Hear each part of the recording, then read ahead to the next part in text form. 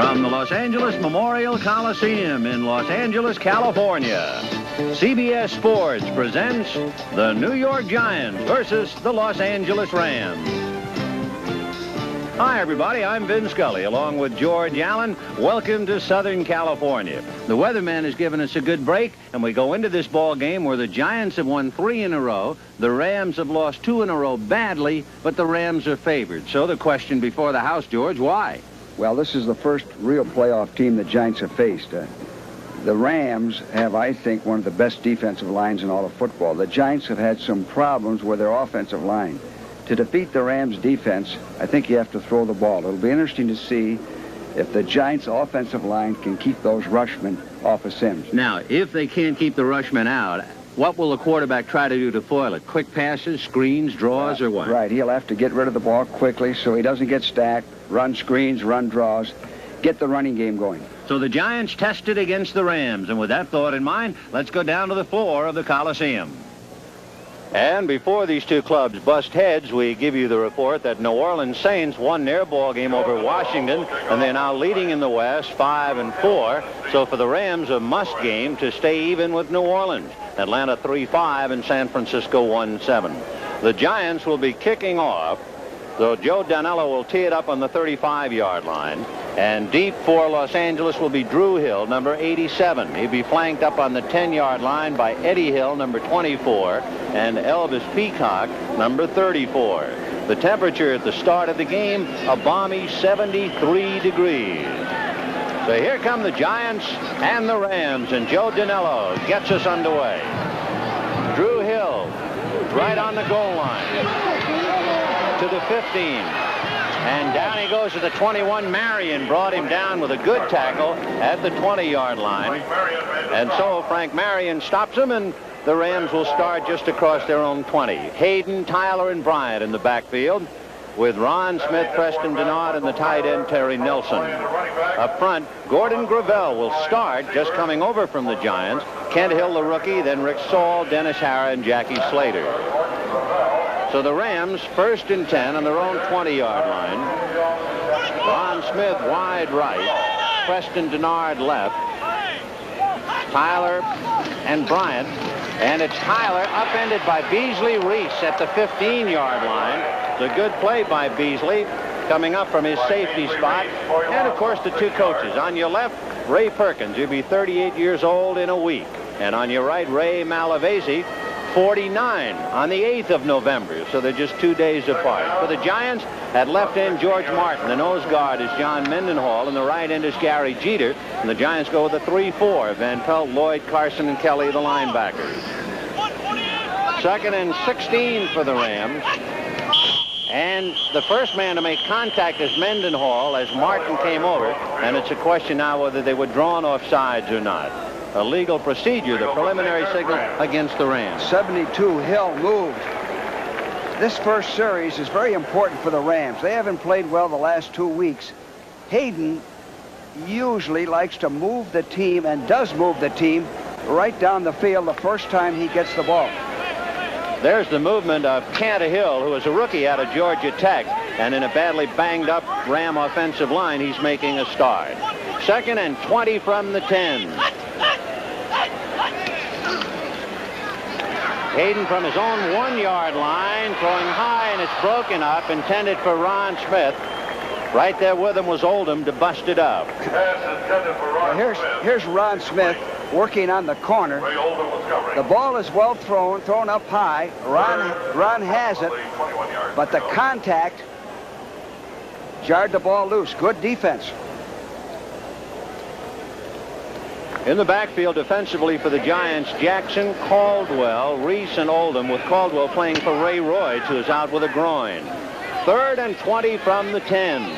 Smith wide right, Denard left, and the running backs are Tyler and Bryant.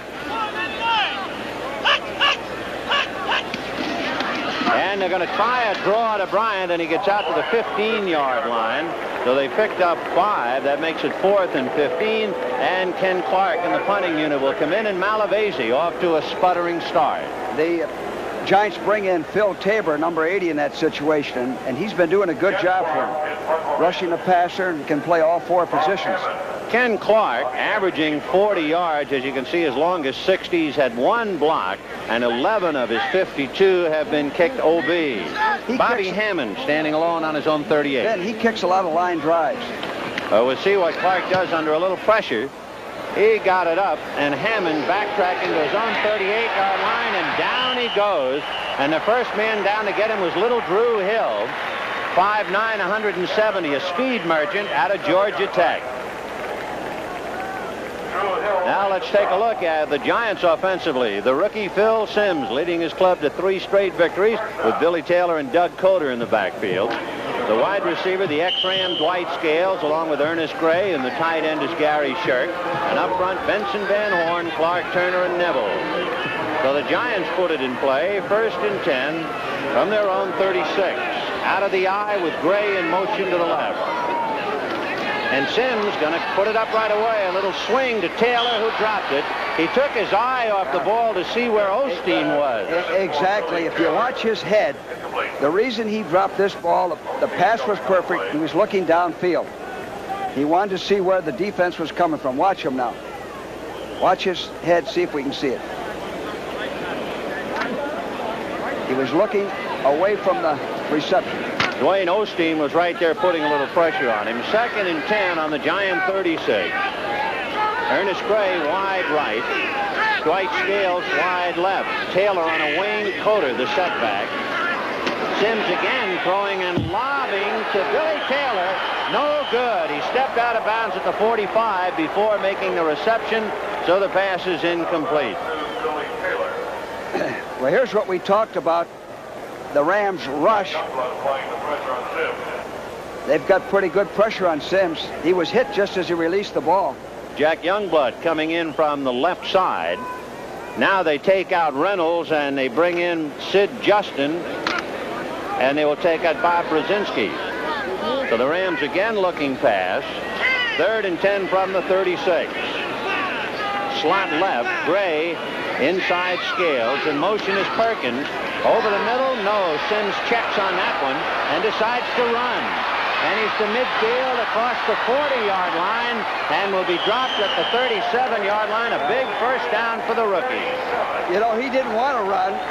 He wanted to throw the ball. Everybody was covered. He surveyed the field and showed good judgment there. It looked like he had Perkins wide open going across the middle, and then they picked him up. The Rams ran a stunt, and that's what happens when you run a stunt and you get blocked in. Sometimes you have a big opening there. I'd like to see him put that ball away. He's waving it around there. So from the Giant 36, they move to the Ram 37. First down for Phil Simms and company. And Simms going to throw it again. Under pressure, fumbles, recovered by the Giants. Well, you know, the thing that surprises me a little bit, Ben, is that they're throwing the ball every down, and the strength of the Rams' defense is their pass rush. Dreyer comes in and hits them from the blind side, forces the fumble. Tom Neville falling on it. 14-year veteran out of Mississippi State saved the bacon for Simms. And we talked about the way to beat the Ram defense is throw the ball. You have to be able to pass, but you have to be able to protect your passer. 2nd and 18 on the Ram 45, so they lost 8 on that last play, and they go slot left. Ernest Gray is inside Scales. Perkins is wide right. And it's a draw to Coder. And Coder has daylight. He is down to the 32-yard line. Big call. I like Coder. When we defensed the Giants, we had a lot of respect for this guy. Flag on the play, and it'll be a clip. Preliminary signal, a clip against the Giants on that draw for Coder. That was a good call. Good call against the nickel defense. Our referee today is Fred Silva, but we understand his microphone is broken. Let's see. We might have to read his lips, but I know it was a clip. No, it was a clip. You do not get the guilty party's number, however. And Ray Malavasi hoping to get a sleeping Ram club back in action. They're right at the 500 mark. New Orleans won today to take a 1-game lead in the NFC West. 2nd and 26, Simms to Coder, and he got by Larry Brooks, but he doesn't get by Nolan Cromwell and the rest of the Rams. Eddie Brown was there as well to push him back at the 40-yard line. Well, the Rams are in a nickel defense. And they're trying to run against it. They ran a draw the previous play. This play was a trap. Didn't fool the Rams. 3rd and 28. So it is a 3rd down and 28 for the Giants. You can see a final score. Buffalo got off the deck and beat Detroit 20-17. The ball just at the 46-yard line of the Giants. Remember, they had it 1st and 10 on the Ram 37, and the clip has sent them backwards. In motion is Billy Taylor. Sims getting some protection and is belted at the last minute by the rookie Andrews. And George Andrews stretched him. And Sims is down. Sims is down. He got hit from the blind side. Again, they aren't going to make a living throwing against this defense with the rush that the Rams had. George Andrews, a rookie out of Nebraska, was the Rams' first-round draft choice. He was the 19th player drafted, and he put on a savage hit on Phil Sims. But Sims evidently walks off the field shaken up at nothing more. Dave Jennings kicking deep, and Eddie Brown will take it at his own 12-yard line. Boxed in and knocked down at about the 18, and the fellow who boxed him in and did such a good job was Ray Oldham. So the Rams will put it in play, 1st and 10 on their own 18-yard line. No score, 10:21 to go in the first quarter. 10 minutes and 21 seconds left to go in the first quarter. The Giants and the Rams no score. The Giants going under one drive. Dave Elmendorf, strong safety for the Rams, banged up. And evidently in this instance, however, nothing physical. One of the cleats coming off his shoe, which would be good news for the Rams. They've had about 13 major injuries thus far this year. For the Giants, they started on their own 36, got to the Ram 37, and a clipping penalty ruined that drive. And now the Rams have it 1st and 10 on their own 18. Bryant and Tyler out of the eye. Tyler is the deep back. And it'll be Hayden to Tyler. Grabbed from behind by Gary Jeter. And, of course, Jeter played here at USC. He should be pumped up for this, George. Well, he should be. This is one of his first opportunities to play out here. He was hoping to play against Doug France. Doug France is an all-pro, and now he's going against Gravel. It'll be interesting to see that battle. So it is 2nd and about 12. The ball on the Rams' 16-yard line. And Hayden's going to send it up. And slips and goes down, trying to get out of the way of a good rush by Carson and Jeter. One thing we might watch today is Pat Hayden does a tremendous job of varying his cadence. That time he went on sound. It didn't fool the Giants. Hayden will draw them off sides a couple of times here today. Sometimes he bobs his head and he gets away with it. Hayden is making his 35th consecutive start. Only one NFC quarterback has a longer streak. That would be Philadelphia's Ron Jaworski, who has started 39. But it is a sputtering start. 3rd and 23 from the 5. Here comes Colin Bryant. Turning back in, George Martin made a good play along with Brian Kelly. Martin, number 75, was going to be taken out, and he hurdled his blocker and then came back to turn it in with Kelly. Good defensive play. Yeah, we always like to see that against the nickel defense, 3rd and long. I'd rather see them run the ball than throw it. So that makes it a 4th and 16. The ball on the Ram 12. The last time the Rams surrendered the ball, they were 4th and 15 on their 15. Bobby Hammond goes back again in a single safety, standing on the Giant 39-yard line.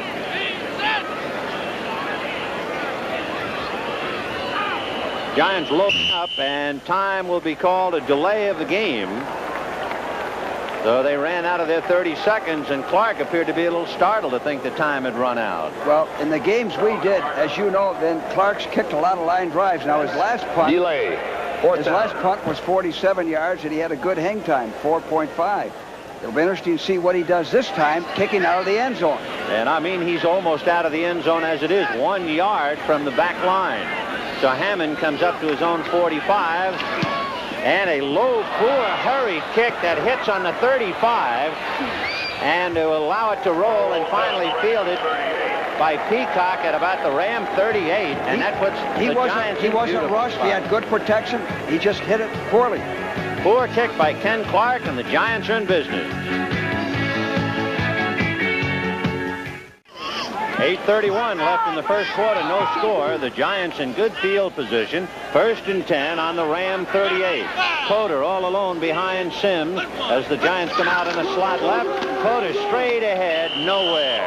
This telecast, presented by authority of the National Football League, intended for the private use of our audience. Any rebroadcast or other use of this telecast without the express written consent of the Los Angeles Rams and the National Football League is prohibited. Phil Simms, first Giant rookie to start regularly since 1948. That's when Steve Owens installed the T formation in the middle of the year to take advantage of the passing of rookie Charlie Connerly, who was the last Giant quarterback to beat the Rams back in 1961. Sims deciding to run again to the 30, under at the 25. He just did go under Osteen, and there's a flag. A late flag. So Sims taking off for the second time and then sliding underneath Osteen, and it'll be a holding penalty, and it'll be against the Giants. They've had two critical penalties. The clipping penalty and this holding penalty took them out of good field position. Again, everybody was covered. Dwight Scales and Ernest Gray. Number 74, holding. So the holding against the veteran up front, 14 years in the league, Tom Neville. I guess that play was to go to Ernest Gray, but let's take a look at the holding right there. There it is. Yeah, a good chunk of it. Yeah, good call. Almost tackled him. 2nd and 20 on the 47 of the Rams. Down the middle, picked off by Dave Elmendorf. And Elmendorf back to his own 25. Taylor has him by the jersey, and Billy Taylor brings him down at the Ram 33. But Dave Elmendorf coming up with a big interception, his 3rd of the year. Well, that's what happens if you have to repeatedly throw against the nickel defense. So the Rams dodge a bullet and take over. A Super Bowl lineup tonight on CBS. 60 Minutes, Archie Bunker's Place, One Day at a Time, Alice, the Jefferson, and Trapper John, M.D. right here on CBS. So Phil Simms had thrown one interception in his last 70, and he throws another one on his 4th try today. And the Rams have it 1st and 10 on their own 32. Wendell Tyler out across the 35 to the 37 with Gary Jeter on top of him. Well, you know, actually what's taking place so far is the Giants' offensive line against the Rams' rushman. So far, the Rams' defensive line has had a lot of pressure on Sims. For Pat Hayden, trying to pick up the pieces after 2 brutal defeats at the hands of Dallas and San Diego. He has it 2nd and 5 on his own 37.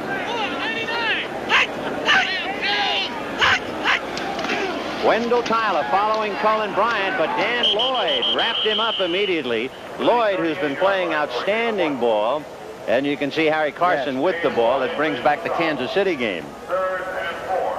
Couple of scores right now. Pittsburgh defeated Dallas 14-3. They tell us Preston Pearson left on a stretcher. Roger Staubach was hurt with 11 minutes left and had to come out. New Orleans beat Washington and upset there 14-10. Buffalo down, came from behind and to beat Detroit 20-17. And of course for the Rams, that New Orleans victory puts a lot of pressure on the Horns. They have it 3rd and 4 on their own 38. Hayden with both backs out, under a little heat. No good. He threw it behind the intended receiver, Preston Denard. The Giants use what we call a nickel dog. It's a dog where you come with 4 men to the weak side. You can't pick it up on offense. And Hayden has a delivery sack. Made him throw the ball inaccurately. Good call by the Giant defense. Caldwell right there picking up the intended receiver, Preston Denard. They come in then with 4 men to the weak side of the formation. So Ken Clark kicking to Bobby Hammond, who is standing all alone on the Giant 15-yard line. And a wobble, and he can't run, so he passes the ball.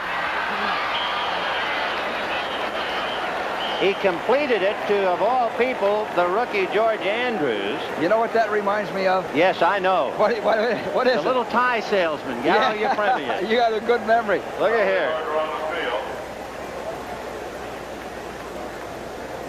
Boy, that's risky to throw it. When the tie salesman threw it, he threw it to Mike Bass. He went for a touchdown, 14-7. George Andrews, the right side linebacker, caught the pass. It was not a first down, of course. The Giants will take over. It was a 4th and 4. And it'll be an ineligible receiver as well. Well, you refused the penalty in that case. So Ken Clark, who has had a very wobbly start, one poor punt out of the end zone, and then a bobble and a wobbly pass. So the Giants will take over. And the Rams having themselves all kinds of problems, and for New York a chance to put it in play. Refuse. First down. So the Giants have it 1st and 10. The ball is just inside the Ram 40-yard line. So after all of that, the Giants lost 2 yards, even though they gave up the interception to Elmendorf.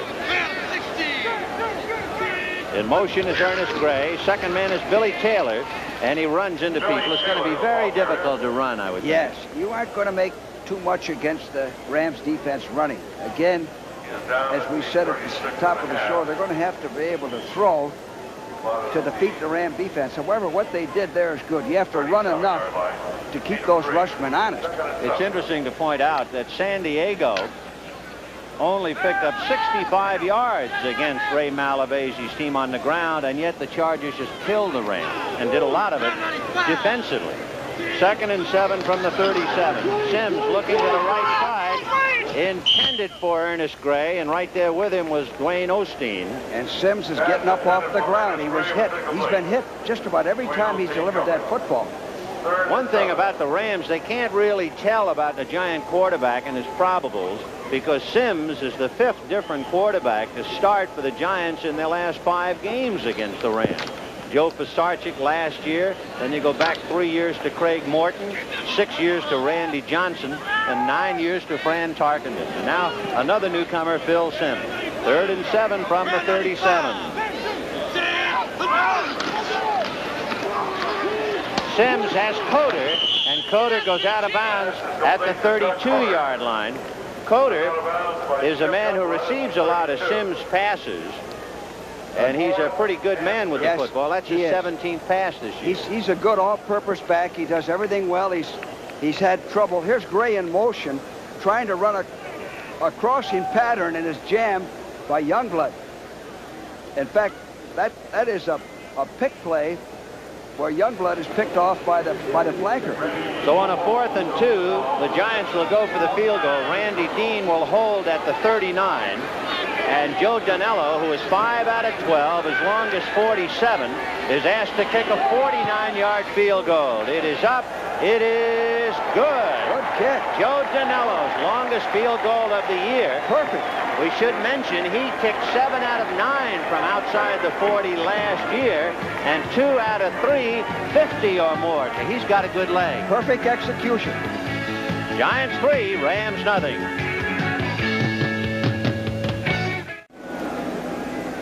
3-0 Giants on a 49-yard field goal by Joe Danello with 5:18 left in the first quarter.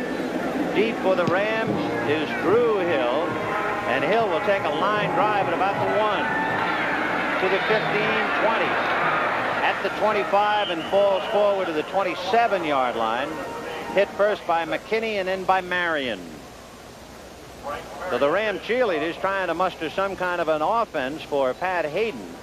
The Rams had an interception by Dave Elmendorf and then a busted punt play that turned into an illegal pass, and the Giants cashing that in with the 49-yard field goal.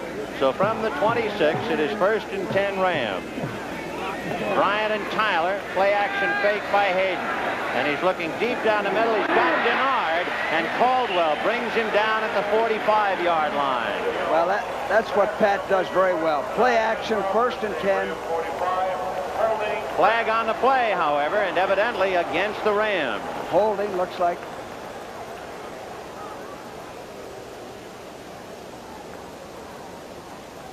Well, there's the reception, and Caldwell slamming him down. And they're going to spot the ball on the 16-yard line. Offense, number 73, holding. And that's First Gordon down. Gravel, the ex-Giant who is guilty of the holding.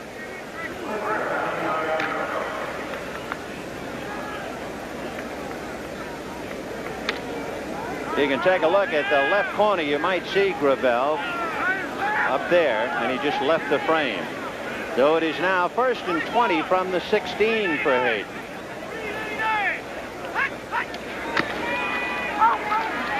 Hayden going to the left side, and there's Preston Denard all alone. Caldwell was playing him loose, and he makes a reception at the 30. He still has another 6 yards to go. It looks like they're going to work on Caldwell. They've had 2 big gainers over there. Caldwell was kind of a surprise starter. George, I have a question for you. The Giants are playing the 3-man front, the 3-4 defense. That does not seem to be the defense you would use against somebody like a Hayden. We like to rush Hayden up the gut, up the middle. With a 3-4, you don't get that inside rush unless you dog those 2 inside linebackers. 2nd and 6 on the Giant, on the Ram 30. The Giants on the defense. Second man, Wendell Tyler, Jackie Slater, and Colin Bryant. And a good job on the far side by Brad Van Pelt, number 10, because he stopped Slater's block and jammed up the play. I like Van Pelt. He's an all-pro type of guy that you like to have in your football team. He strung that out and penetrated, got across, made the play on Tyler. That was Jeff Rutledge, a rookie out of Alabama, who is the backup man for Hayden because Vince Ferragamo, the number 2 quarterback, is out with a bad hand. You're looking at Brad Van Pelt. He has a sore elbow, but he's starting and playing very well. 3rd and 3 from the 33. Both backs flare out. And it's a low attempted reception, no good for Wendell Tyler, and Kelly was right there to break it up. Perfect coverage by 55, Kelly. Brian Kelly makes his home out here in Thousand Oaks, so you know he's got some folks in the stands. He has to be fired up. Here it is. No chance. Watch Kelly. Right there, right on him. The Jets in Houston going into overtime, all locked up at 24. Meanwhile, Tampa Bay coming from behind, now leading Minnesota 12-10 in the 4th. Ken Clark punting to Bobby Hammond. Hammond is all alone on the Giant 25. And Clark, a line drive kick. Hammond takes it at the 27. And hit at the 35. Drew Hill, the first man down there to make the initial contact. Baltimore leading New England 24-19 in the 4th. So Ken Clark still dissatisfied with his kicking. He had one poor one, then one busted one that went for a pass, and now a line drive. 3-5 hang time on that kick. Well, as you mentioned, George, that's one of his big problems, those line drive punts. Too Tall Jones, that's right, he's going into the boxing business. He'll be fighting Jesus Yaki Meneses. That's next Saturday, 4:30 p.m. Eastern on the CBS Sports Spectacular. 1st and 10 on the Giant 35. Doug Coder trying to get outside, and he's going to be dragged down by Osteen. Dwayne Osteen, number 33, hit him first to stop Coder as he tried to get outside, and no way. On the CBS Sports Spectacular, we'll also have the Battle of the NFL Cheerleaders. All of that plus Too Tall Jones. That's too much. Next Saturday, 4:30 p.m. Eastern Time. And add to that, Part 1, the World Series of Poker. Highlights televised from Las Vegas. Gabe Kaplan will make a special appearance. Minnesota Fats and Jimmy the Greek will be on hand. That's Coder again out across the 35-yard line. The Rams are using their nickel defense on 2nd down now. They ran a stunt. Good call by the Giants. They ran a lead draw, which they made big yardage on before, and the Rams ran a stunt and stopped it. Sims, of course, is not calling his plays. Ray Perkins is all sending the them all plays in. are sent in. Let's see what he does here. 3rd and 10 on the 35 of the Giants. Ernest Gray is wide right. Dwight Scales wide left. Shirk, the tight end, on the right side. And Sims under heat. Down he goes. Fred Dreyer got him after Bob Brodzinski just missed him. They ran the same dog. It's a weak side dog where the weak side linebacker comes in. The Giants haven't picked it up. Here it is. Fourth quarter score, Tampa Bay 12, Comes in untouched. Brzezinski. Until they block that, you stay with it.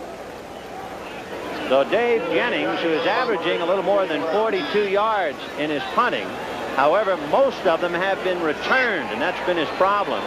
18 of his 22 punts have been returned. He hits it to Eddie Brown at the 35, and he just did get by Otis McKinney, and he's dropped at the 42-yard line, and the last man to hit him was Emery Moorhead. So Hayden finally gets a little bit better field position. The Rams had it on their own 20, on their own 18, on their own 30, on their own 32, and now they finally get it 1st and 10 on their own 41. Tonight, you know, there's a church in Florida that believes that marijuana comes from God and that smoking pot is a holy ritual. That's right. And if the court rules in their favor, it could affect marijuana laws everywhere. Be sure to watch 60 Minutes tonight. West Coast will see 60 Minutes at its regularly scheduled time. Cullen Bryant hit head-on by Dan Lloyd, and boy, that's a couple of bulls. Lloyd has really helped their defensive football team, and the other thing that they talk about, the Giants winning 3 straight with Sims being the quarterback. Also, they went to the 34 defense and brought in Lloyd, which has helped their football team. Now, that's a veer play, which is very difficult to run against a 34 because you got that extra inside linebacker. So it is 2nd and 7 on the Ram 44. No score, 1:59 left. No score for the Rams, that is. The Giants had a big 3. Second man, Wendell Tyler, stacked up and fights his way for an additional yard or 2 as he was hit from the right side by Dan Lloyd again. Dan Lloyd makes the stop. Cincinnati leading Philadelphia, and of course the first thought that comes to mind, a banged up Ron Jaworski. You're wondering if he's even playing. Cincinnati 10, Philadelphia 3. Denver 7, Kansas City nothing in the first. And Chicago leading the 49ers 7-0 in the first. 3rd and 4 on the 47 of the Rams, 3-0 Giants. Hayden is going to release it to Wendell Tyler, and he is boxed in and fights his way for the first down. Good play by Wendell Tyler. Van Pelt and Carson appeared to have him boxed, but Tyler, who played here at UCLA, got the big yardage. Tyler's very difficult when he's one-on-one. Hayden wanted to go downfield. Everybody was covered. He did a smart thing. He dumped it off to Tyler, get the first down. Hayden had good protection that time. So on the Giant 47, it's 1st and 10 Rams. 37 seconds left in the first quarter. Ron Smith is wide left. Denard is right. And Denard in motion. Wendell Tyler going outside, a block by Cantahill. And he is dragged down at the 43. Beasley Reese hit him. Cantahill, another rookie, big number 72, was trying to lead the play. Wendell's carrying that ball a little better, and he's putting it away. He usually waves it all around. We might get a shot of Wendell carrying that football. That reminds us about the Rams last week had 8 turnovers. And meanwhile, an island of Giant fans here in a sea of Ramdom. And it's the Giants who are on top of the crest at the end of the first quarter on a 49-yard field goal by Joe Danello, 3-0. We get the report from Philadelphia. Ron Jaworski is playing, but not much. It's Cincinnati controlling the football and leading the Eagles 17-3 in the first quarter. 2nd and 4 on the 41. The Rams trailing 3-0, just the start of the second quarter. Ron Smith wide right, Denard left, and it's still Tyler and Bryant behind Hayden. Here comes Cullen Bryant, ran around Brad Van Pelt, boxed in by Harry Carson, along with Oldham and Lloyd, and they finally knock him out. But he picked up the first down. Houston beat the Jets 27-24. 35-yard field goal by Tony Fritsch in overtime. Big win for the Houston Oilers. So it is 1st and 10 on the Giant 30-yard line. Cullen Bryant going for 11 yards.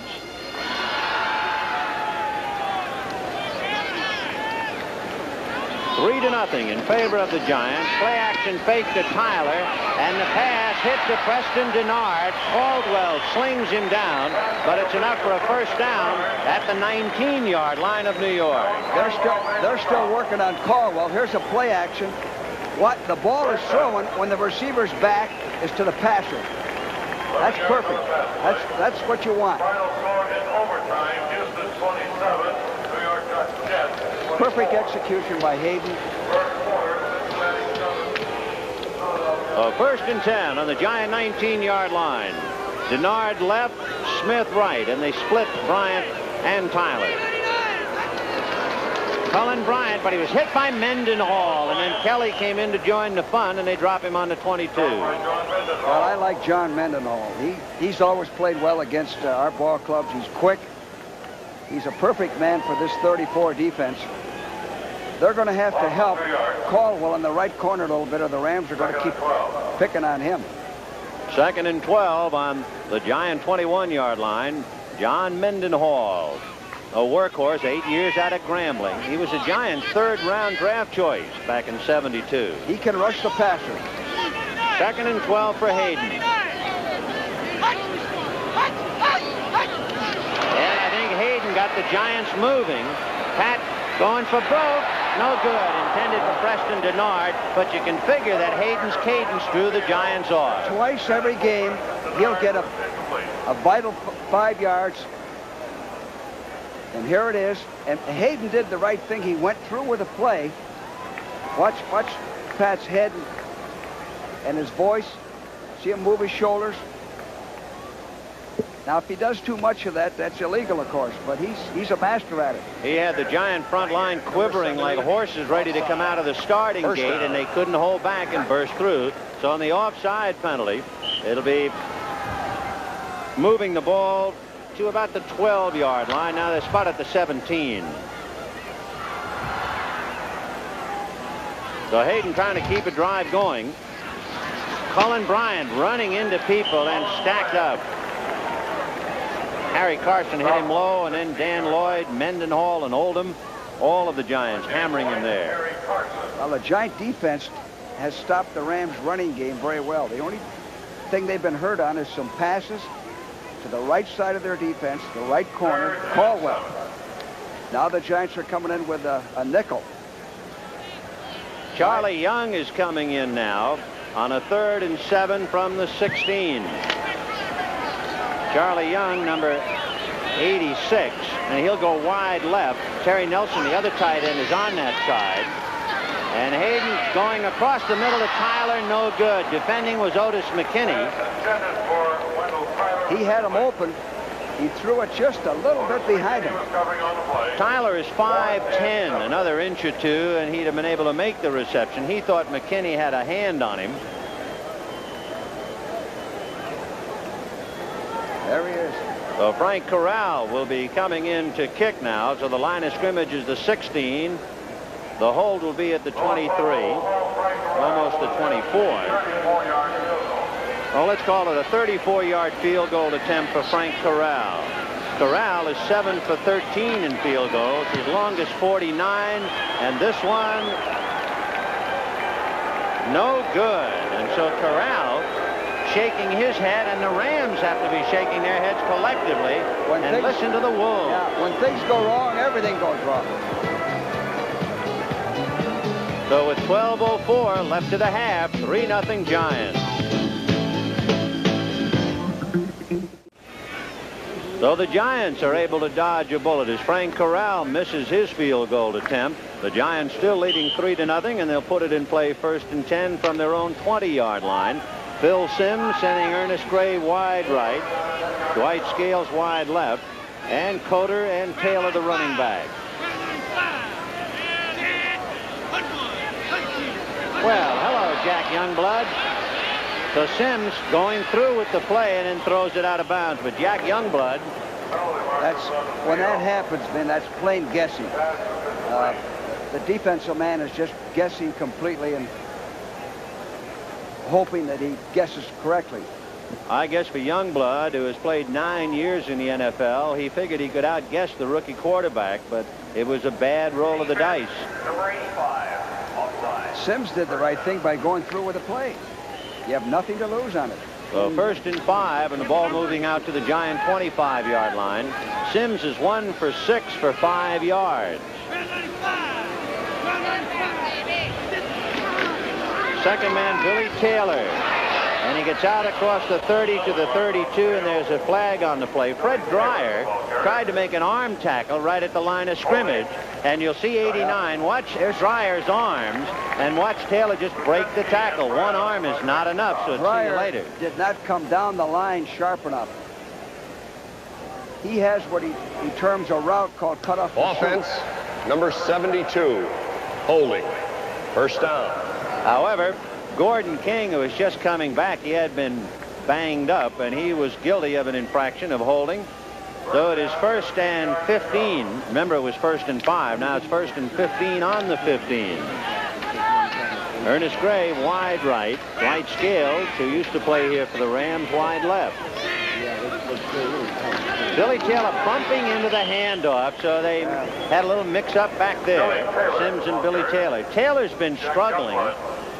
He's averaged less than 2 yards a carry in his last 2 games since that big game against Tampa Bay 3 weeks ago. They need a big game for him today if they're going to stay in this football game and have a chance to win. Their offense is really struggling today. 2nd and 16 on the Giant 14-yard line. Coder and Taylor split behind Sims. And they're going to get him. Fred Dreyer drops him at about the 1-yard line. There's the same dog. They've had 3 sacks with this dog.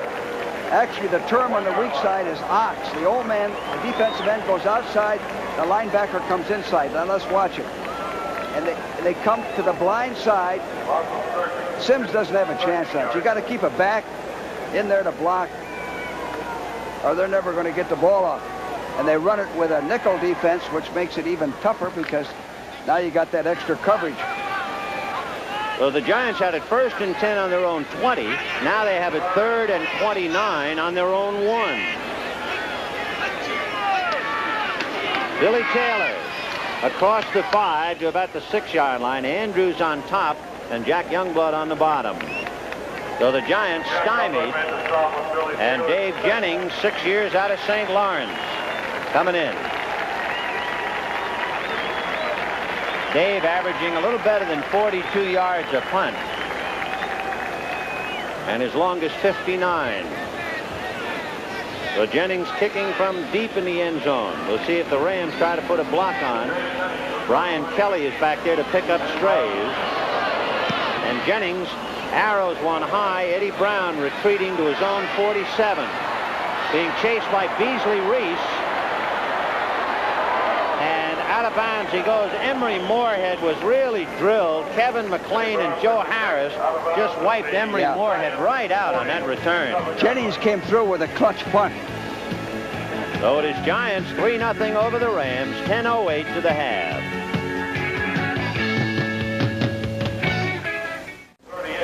Marie Busby wearing number 6 in a Ram uniform, competing in the NFL cheerleaders competition on CBS. But right now, the Rams competing against the Giants. 1st and 10 on the Giant 47. In motion is Ron Smith to the right. Pitch back to Bryant with Slater and Hara blocking. Jeter hit him and turned him back inside, and then the Giants buried him. Kelly and Carson making the tackle. The Giants' defense is doing a real good job against the run. The Rams haven't hurt them at all. They've got them contained. They're adjusting well with motion. 2nd and 9. Tyler tries to cut back, and he's trapped up. Cleveland leading St. Louis, as you saw, 38-20. 2nd and 9 on the 46. Denard goes left and Smith right. And Hayden's going to put it up. And threw it, intended for Ron Smith. Terry Jackson right there to cover.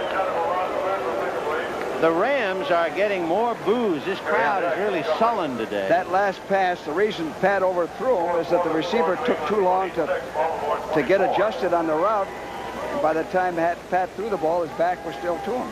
So he overthrew him. There's the crowd. And of course, the Rams heading for Anaheim, and after their last 2 weeks, the city almost ready to get rid of them, having been pounded by Dallas and San Diego. And this crowd is a little bit on the mutinous and sullen side. 3rd and 9 on the Giant 46. And Hayden going deep down the middle, intended for Wendell Tyler. And Otis McKinney broke it up, even though Terry Jackson thought it was a live ball. And there's going to be a flag on the play, back on the 45-yard line. Wendell was open on that. The ball was just a little bit underthrown. In this case, you refuse the penalty. You don't give him another shot. Brian Kelly talking to Fred Silva, the referee. The Rams sending their kicking unit on the field. Holding 73. And the holding is against the newest Ram and the ex-Giant, Gordon Gravel. That's his second big holding penalty. Of course, it's surprising, George, that a man could join a club late in the week and start offensively. It's very difficult. It's a tremendous handicap for the Rams. 4th and 9 on the 46 of the Giants, and Ken Clark, who has not punted well. Bobby Hammond standing on his own 11. And Clark angling for the sidelines, but doesn't get over there. A fair catch is called, and the ball hits on the 5 to the 2, and Elvis Peacock downs it at the 1. So Elvis Peacock, they won't let him carry the ball, so he chased it and fielded it at the Giant 1-yard line. 1st and 10 for the Giants on their own 1.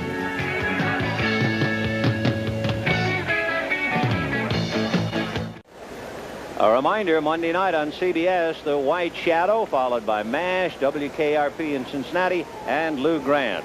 It is 1st and 10 for the Giants on their own 1-yard line. Elvis Peacock of the Rams downing the Ken Clark punt, so there's more pressure on young Phil Simms. Taylor and Coder back of him. And it'll be Taylor, and he got out across the 5. That's a pretty good individual effort for Billy. Yeah. That's a good sound play and blocking, the back leading through the hole. You know, Taylor looks like the type of back that could break one.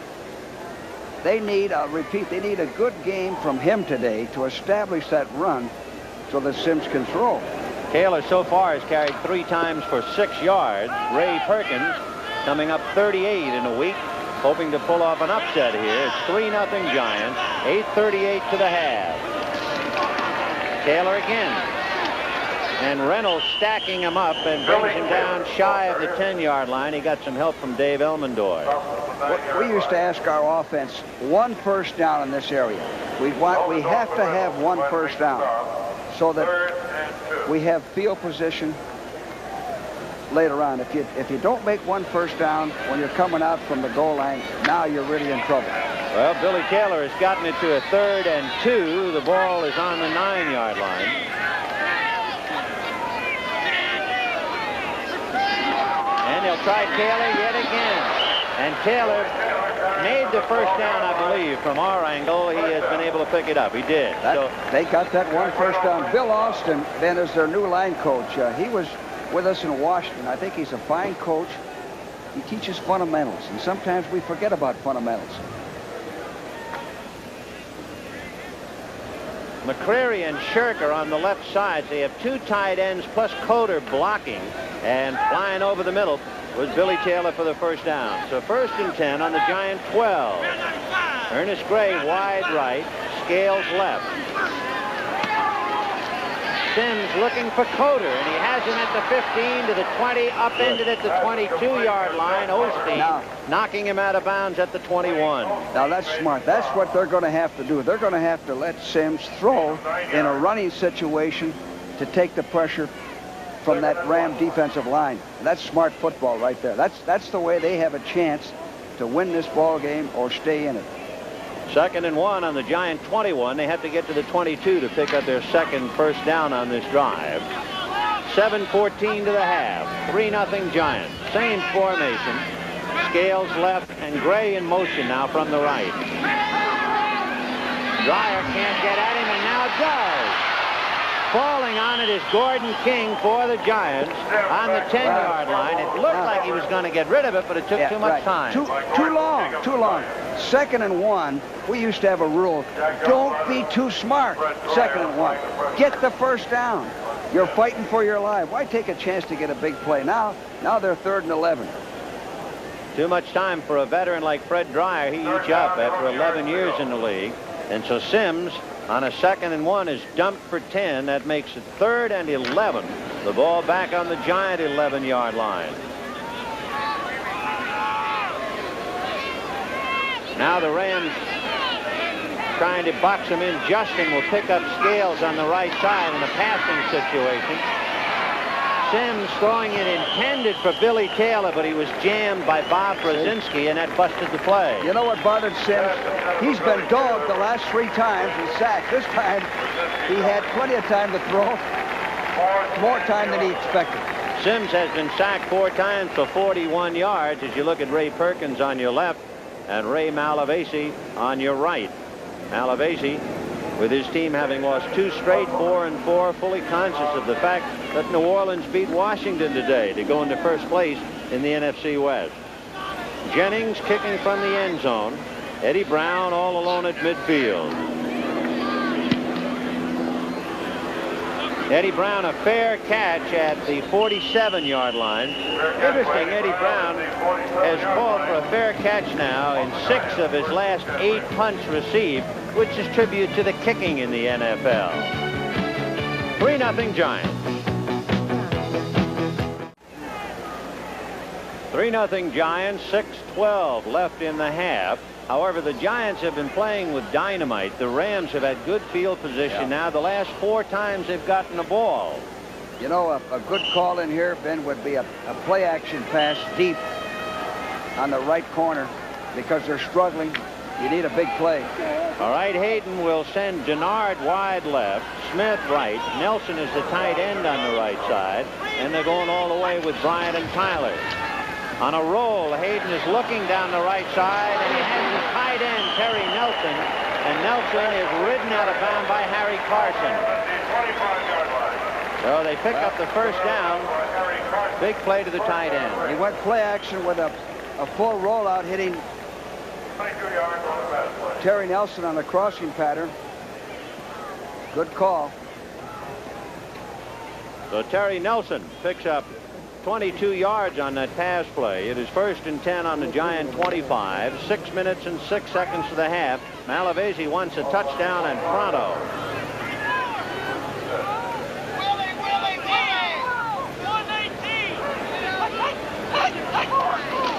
Here comes Cullen Bryant, and he backs across the 20-yard line. George, I don't know if you know the parlance of the Giants plays, but just before that call, most of us could actually hear Brian Kelly, the linebacker on the right side, hollering, Willie, Willie, Willie. Willie means W is for weak side, and it means that the weak linebacker and the weak defensive end take an inside charge. I for inside, W for weak. And they had the right call, but the Rams ran right into it and picked up good yardage. So we'll see if we can hear Kelly some other time, but that time it was sure evident. 2nd and 4 on the 19, and it's Wendell Tyler stacked up and driven back. I think he got it down to the 16-yard line. You know, you mentioned stacked up. When the play is stacked up like that, Wendell's at his best. He's a spontaneous runner. He's got the speed and quickness to turn a broken play into a long gainer. So they'll spot the ball just shy of the 15-yard line. Remember, the Rams started 1st and 10 on the Giant 47. Frank Corral is loosening up. He might be called on, of course, as far as he's concerned, for a point after. He's already missed 1 field goal attempt. Charlie Young coming in now, 7 years out of USC.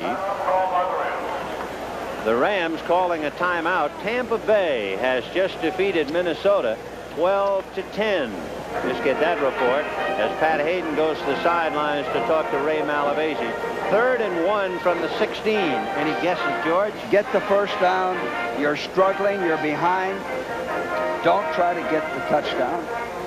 Play sound football. Don't defeat yourself. Don't be too smart. You got 3rd and inches. Give the ball to your best back. Straight ahead, Cullen Bryant. He's a safe, sound runner. He has 2 hands on the ball. Get the first down. Then from there, think about the touchdown. And, of course, for Phil Simms, the counterpart of Pat Hayden, he has to remember he had it 2nd and 1 on the Giant 21 and went for a slow developing play and was sacked. And as the young blonde stands on the sideline, he'd love to have that play over again, 2nd and 1, but he didn't. They had to give up the football, and now the Rams are on the move. 3rd and 1 from the 16. We have 4 minutes and 54 seconds to the half. The Giants on a 49-yard field goal by Joe Dinello, leading the Rams 3-0. And there you see Frank Corral, number 3, Nolan Cromwell, number 21. They might be called in. 3rd and 1 from the 16.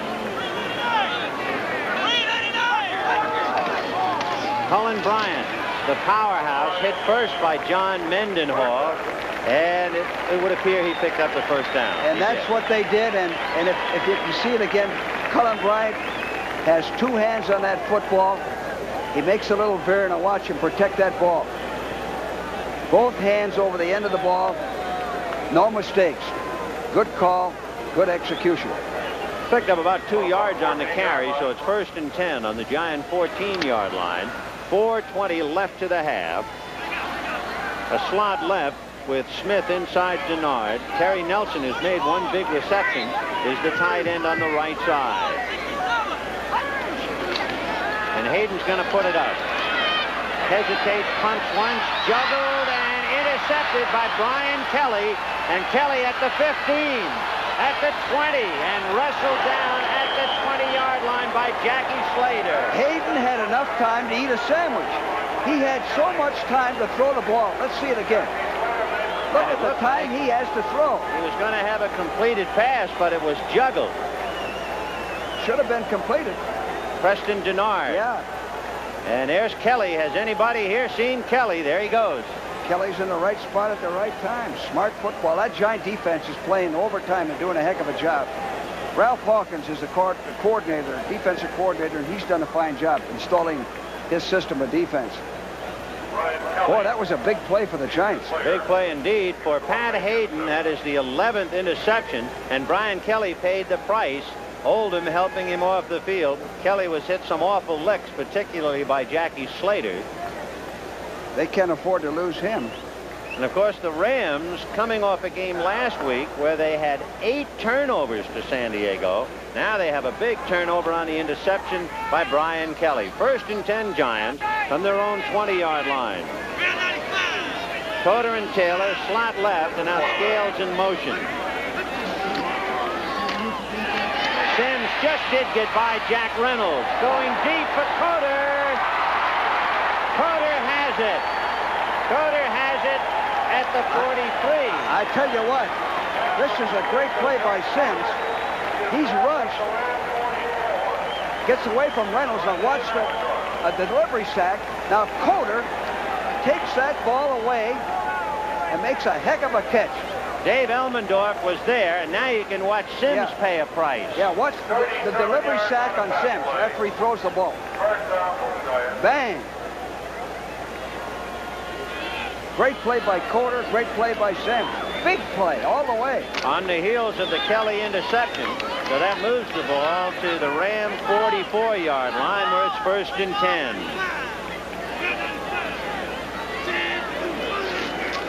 Sims going in the air again, high and long, intended for Scales, no good. Nolan Cromwell was right there with him, and the ball was underthrown. Yes, it was. You know, Nolan Cromwell worked a little bit in training camp at the right corner, man. He's at a disadvantage over there. He's a good athlete, has size and speed, and that's smart football, going to work at a guy who hasn't played that position. So Ray Perkins studying his chart. Ray, the 11th head coach in the Giants' history. Cleveland defeating St. Louis 38-20. That's a final. You know, I'm surprised they haven't run a screen in here. The way the Rams are rushing, a screen would be a good counter for this good rush. Sims has completed 3 passes, 2 of them to Coder for 51 yards. And it's a draw to Coder. And he's inside the 40. Good call. Same type of counter. When they're rushing like that, you've got to cut that rush down with a screen or a draw. 7 yards, 3rd and 3. So it's a gain of 7, and that makes it 3rd and 3. The ball is on the Ram 37-yard line. 38, St. Louis 20. Doug Coder, he's the man to keep an eye on him. Yes, he's a good all-purpose back. Jack Reynolds is back in the lineup again. 3rd and 3 from the 37. Scales left and Gray right. Second man, Billy Taylor, and they bunch him up and in with a great effort. He breaks through, and he's awfully close to the first down. He picks it up. Good. What you said is right. Good second effort by Taylor. He was stopped, and he kept driving. That's that M. Hunch play, the back leading through the hole. Malavasi had some smoke coming out of his ears. He was so angry on that second burst. We've got 2 minutes to the half. The Giants leading the Rams 3-0, and the Giants following the deception on the move. 1st and 10 for the Giants on the Ram 33-yard line. 2 minutes to the half, and the Giants leading 3-0 as they go slot right. In motion now is Dwight Scales. Coder staying in to block, and there's nobody there. Youngblood and Dreyer, and it looked like Sims just intentionally downed the ball. You know, it's a good call by the officials. He did. He intentionally grounded the football out. It's, again, what we talked about at the top of the show, the ability of the Giants, or lack of ability of the Giants' offensive line to counter that good rush by the Rams. There's Brian Kelly. Remember, he was shaken up following the interception. The report is he's okay and will play. Brad Van Pelt, the linebacker on the left side, number 10, suffered bruised ribs, and Van Pelt will be held out at least for the remainder of this half and will be used sparingly. They're going to have to throw quick passes, use counters to slow this rush down. 2nd and 20 from the Ram 43.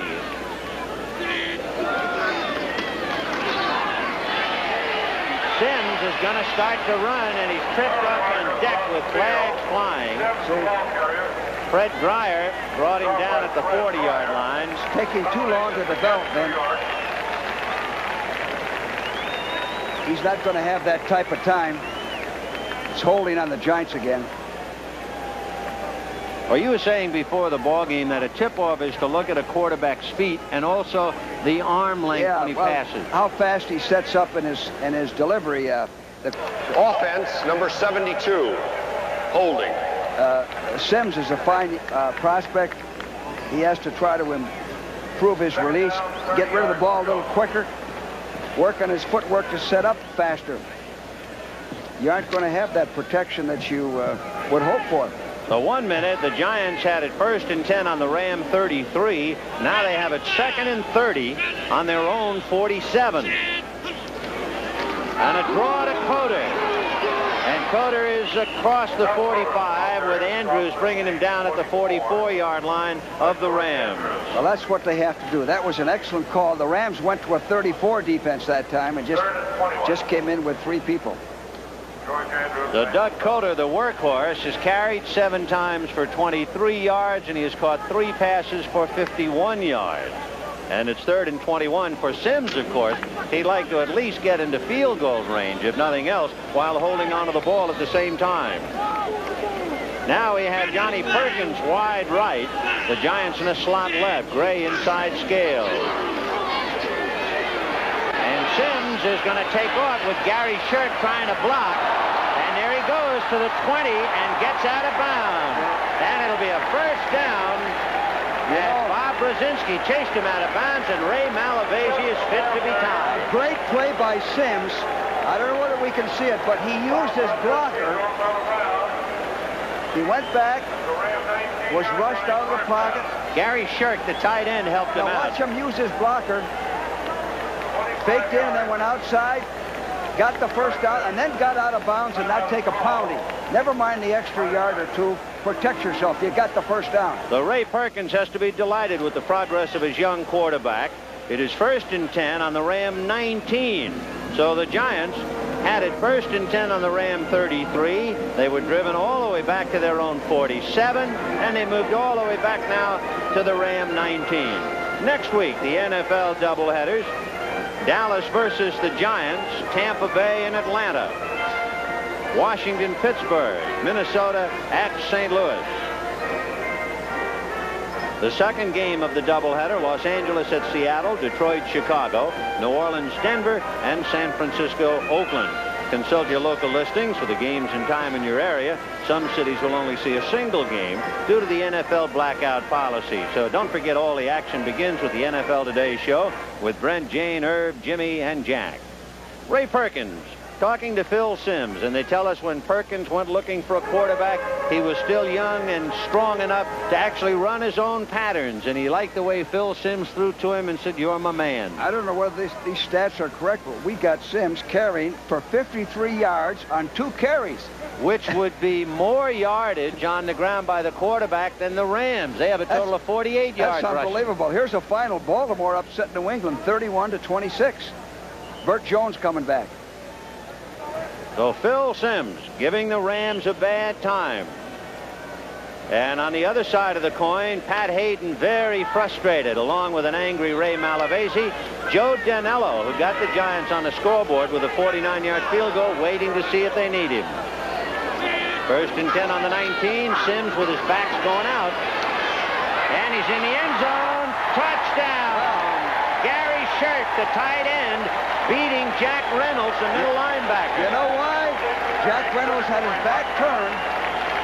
Jack Reynolds has his back turned, doesn't see the ball. Simms threads the needle. Now watch this. Shirk watches the ball all the way. Reynolds has his back turned. Didn't see it. Good call. Excellent. Here it is again.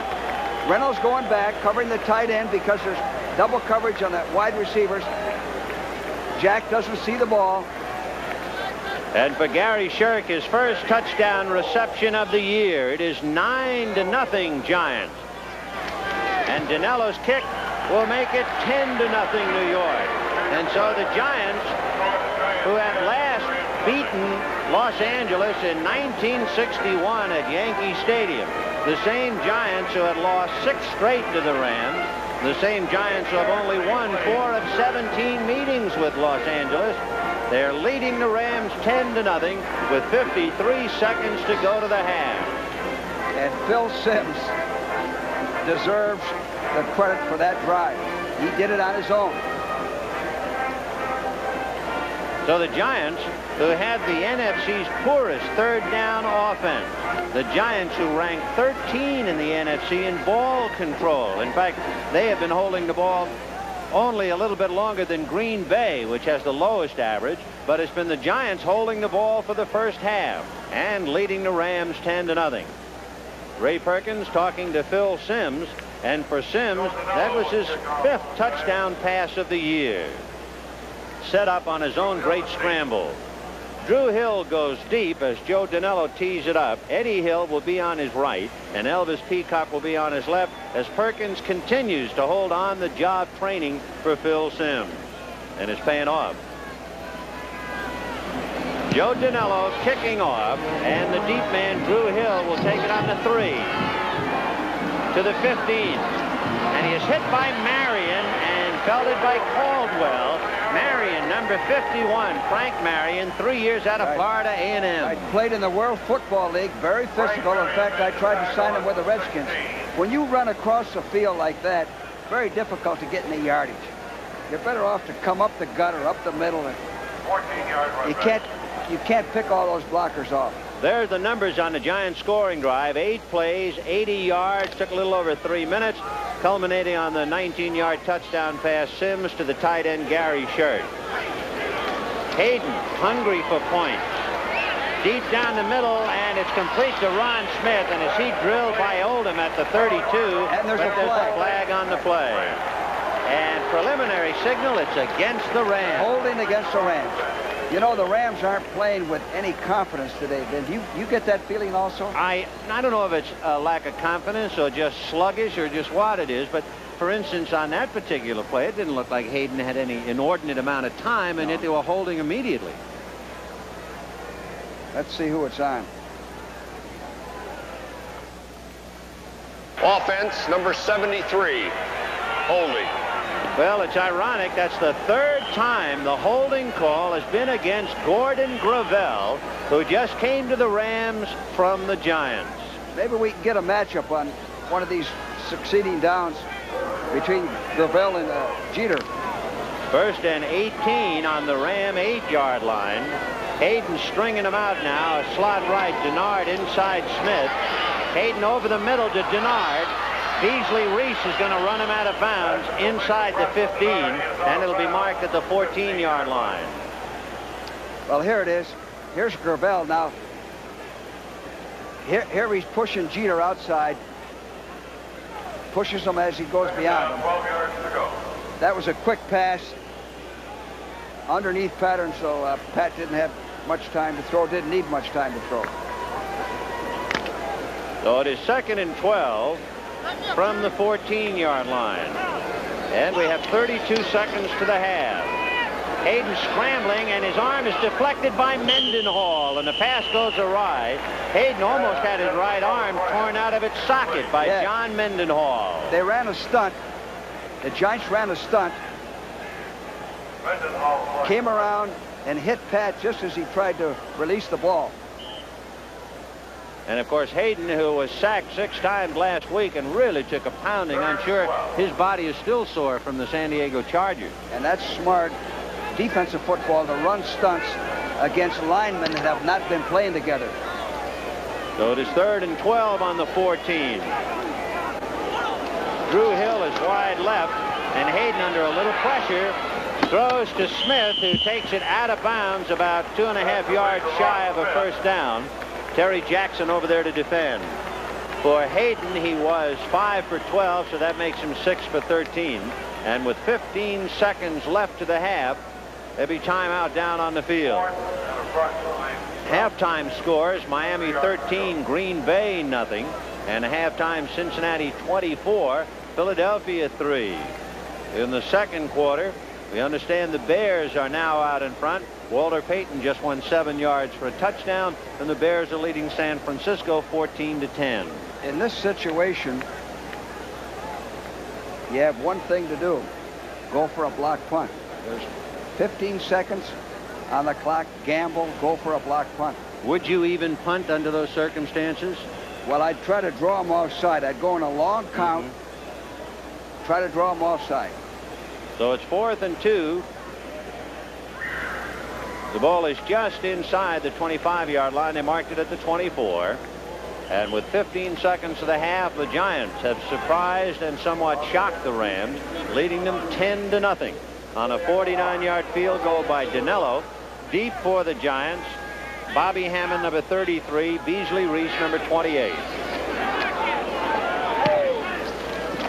And it is kicked to the right side to Bobby Hammond, and he fumbles and falls down, picks it up and gets out of bounds. And we have 5 seconds left for the Giants to still put in a play. Well, he's off balance. He's going backwards. Had his feet crossed. The ball was fading. They did not go for a block punt. They had the return on. So it'll be 1st and 10 for the Giants. They spot the ball on the Giant 39-yard line. Just enough time for one play. What do? Fall on the ball or go for a bomb? Bomb to Gray. All right, bomb to Gray. Keep 7 blockers in. Get the ball off. Ernest Gray on the right side. Dwight Scales on the left, but they're going to give to Taylor, and he's out across the 45. We have 1 second left to the half. And evidently, there will not be any more time the way the crowd is reacting. Dinello is coming in with 1 second left to the half. So Joe Dinello has just enough time. Boy, this would be out of sight. Again, we repeat about Dinello last year. This is risky. He kicked 2 out of 3 beyond the 50. This is really risky. You have a tendency to kick a line drive here. The spot will be at the 39 of the Giants. The kick is up, and it is going to be fielded by Eddie Brown at the 1, to the 15, to the 20.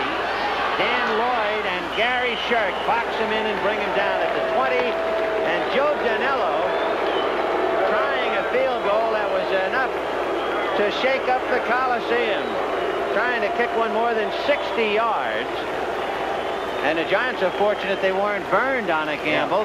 This, meanwhile, was the touchdown, a 19-yard pass from Phil Simms to his tight end, Gary Shirk, beating middle linebacker Jack Reynolds. And that's tough coverage for Jack Reynolds. Very tough. Though it's at halftime at the Coliseum, the Giants 10 and the Rams. The preceding announcement was furnished as a public service by the National Football League. Well, welcome to the start of the second half. Vin Scully along with George Allen from the Coliseum. Temperature about 70 degrees right now. And the Giants even hotter than that. They're leading 10-0. That's Ray Perkins on your left, Ray Malavasi on your right.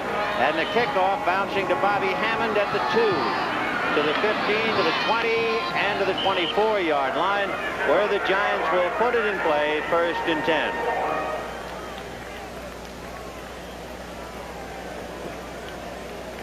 Let's watch Reggie Doss come down and take on the blocker. Come in and make the tackle. Good play by Reggie Doss, defensive end. So 1st and 10 Giants on their own 24-yard line and leading 10-0. Scales left and Gray right. Coder and Taylor behind Simms. Billy Taylor over the left side. Brzezinski stacks him up at about the 27-yard line. And Pat Hayden shut out in the first half. Very anxious to get his hands on the leather. Then I think Pat can throw in the Giants defense. And I think they're going to have to throw to win. The first half was really Simms's running ability to pick up vital yardage and the great job by the Giant defense. That's a backup quarterback for Hayden today, Jeff Rutledge, a rookie out of Alabama. 2nd and 7 on the 27-yard line for the Giants. Simms to Taylor. And Taylor may be buying a yard or two at most. He tried to follow a block by Van Horn, but it wasn't there. Jack Youngblood made the tackle. The Giants need Kelly and Van Pelt in there on defense the second half. They were shaken up. So the Giants scoring on a 49-yard field goal by Joe Danello on a 19-yard touchdown pass from Simms to his tight end, Gary Shirk. Now they have a 3rd and 6. There's Joe Danello looking on.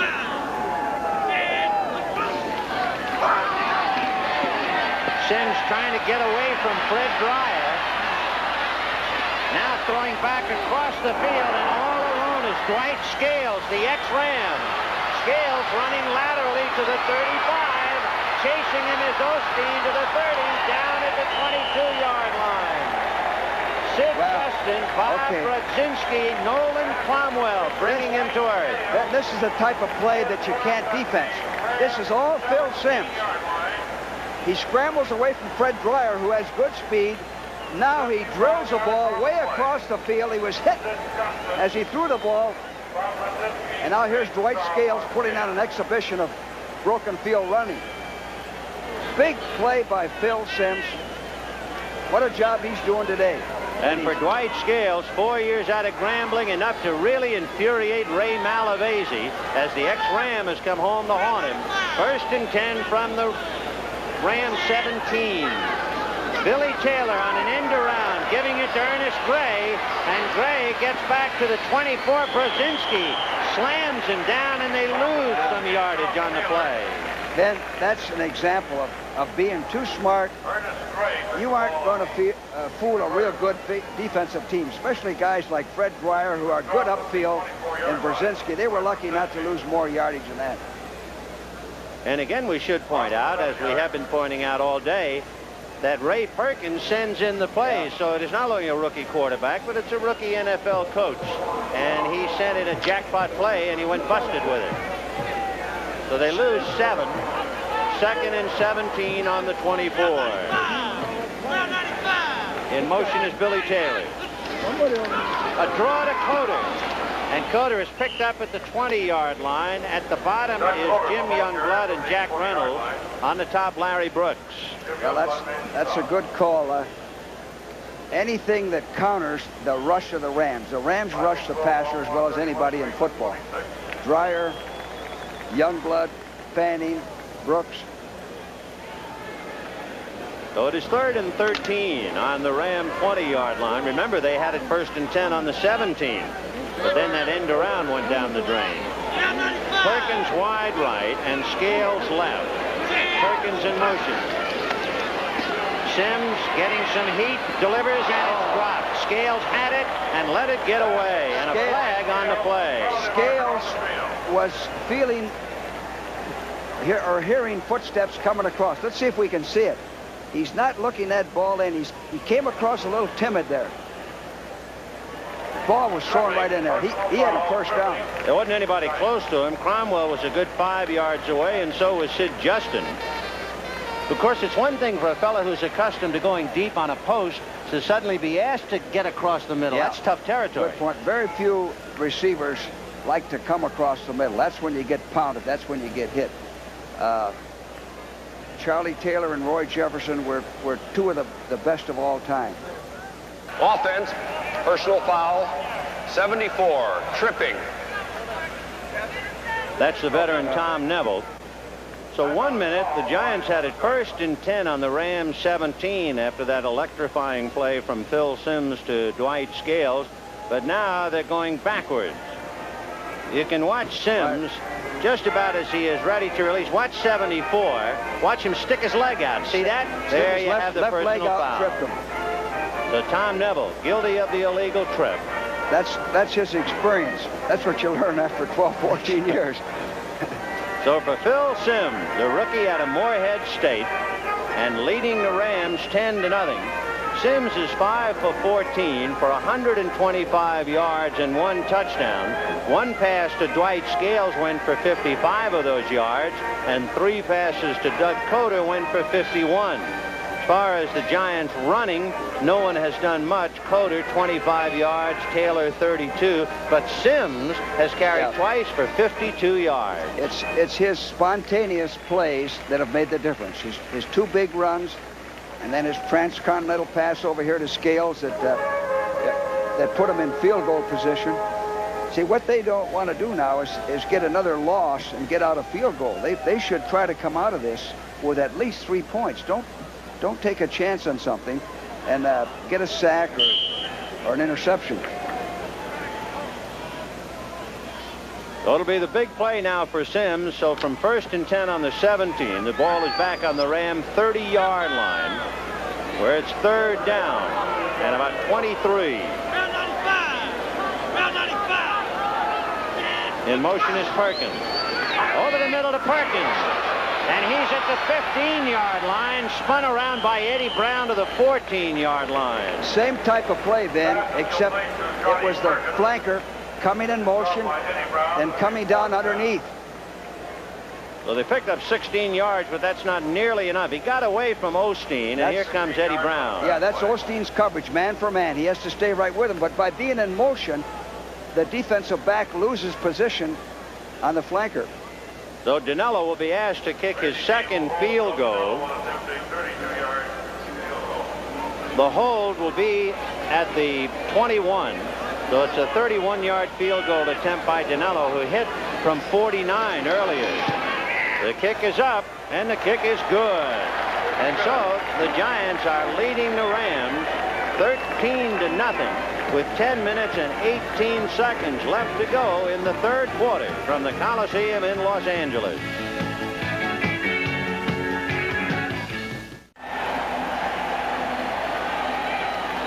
Joe Dinello ready to kick off for New York, leading the Rams 13-0. Deep for Los Angeles is Drew Hill, and he has to go even deeper. And he's not going to run it out. Yeah, he kicked that. He almost kicked it out of the end zone.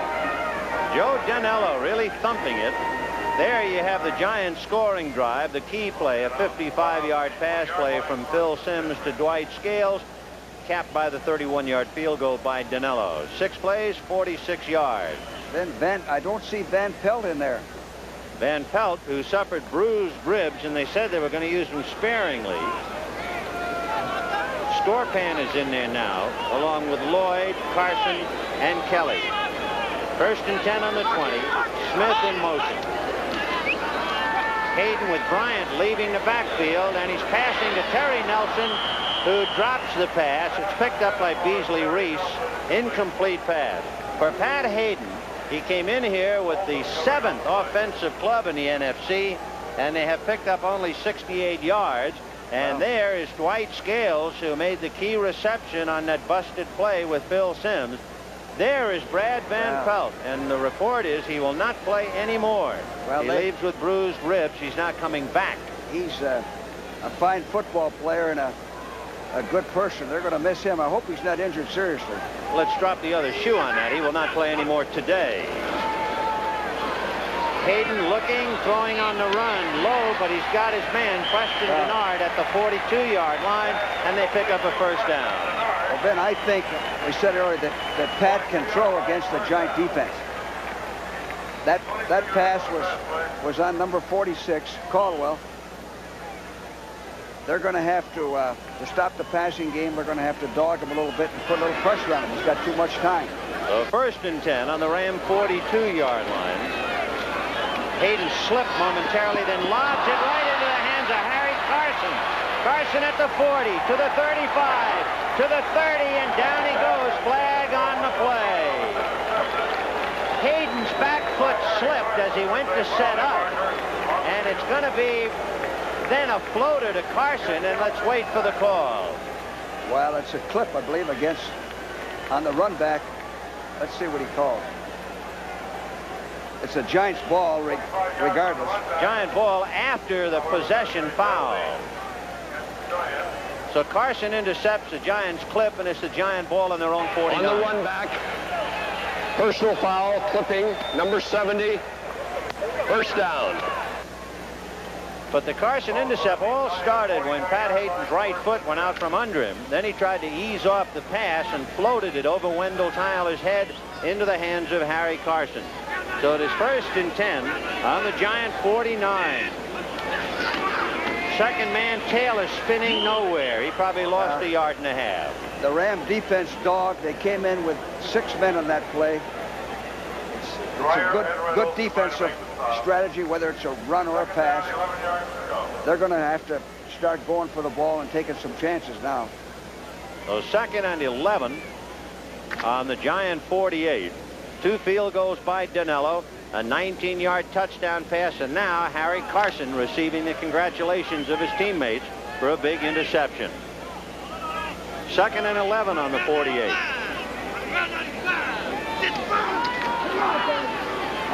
Over the middle, no good. Intended for Billy Taylor coming out of the backfield. Jim Youngblood had picked him up. Yeah, he had him open, but the ball was thrown a little hard and low with the nose of the ball down. That's a tough catch. Well, it'll be 3rd and 11 from the 48. But they had the right approach, putting the back on the linebacker on Jim Youngblood. Simms, 6 for 16, 141 yards, 1 touchdown, 1 interception. So Simms, 23 years old, 6'3", 216 out of Morehead State. Perkins in motion. And Simms going deep for Billy Taylor. No good. It was juggled off the hand of Elmendorf, and then Taylor juggled and couldn't hold on to it. And there's a flag. Jack Youngblood is standing by the flag. I don't know whether it was a late hit or not. We'll see. In fact, there are several flags in the backfield.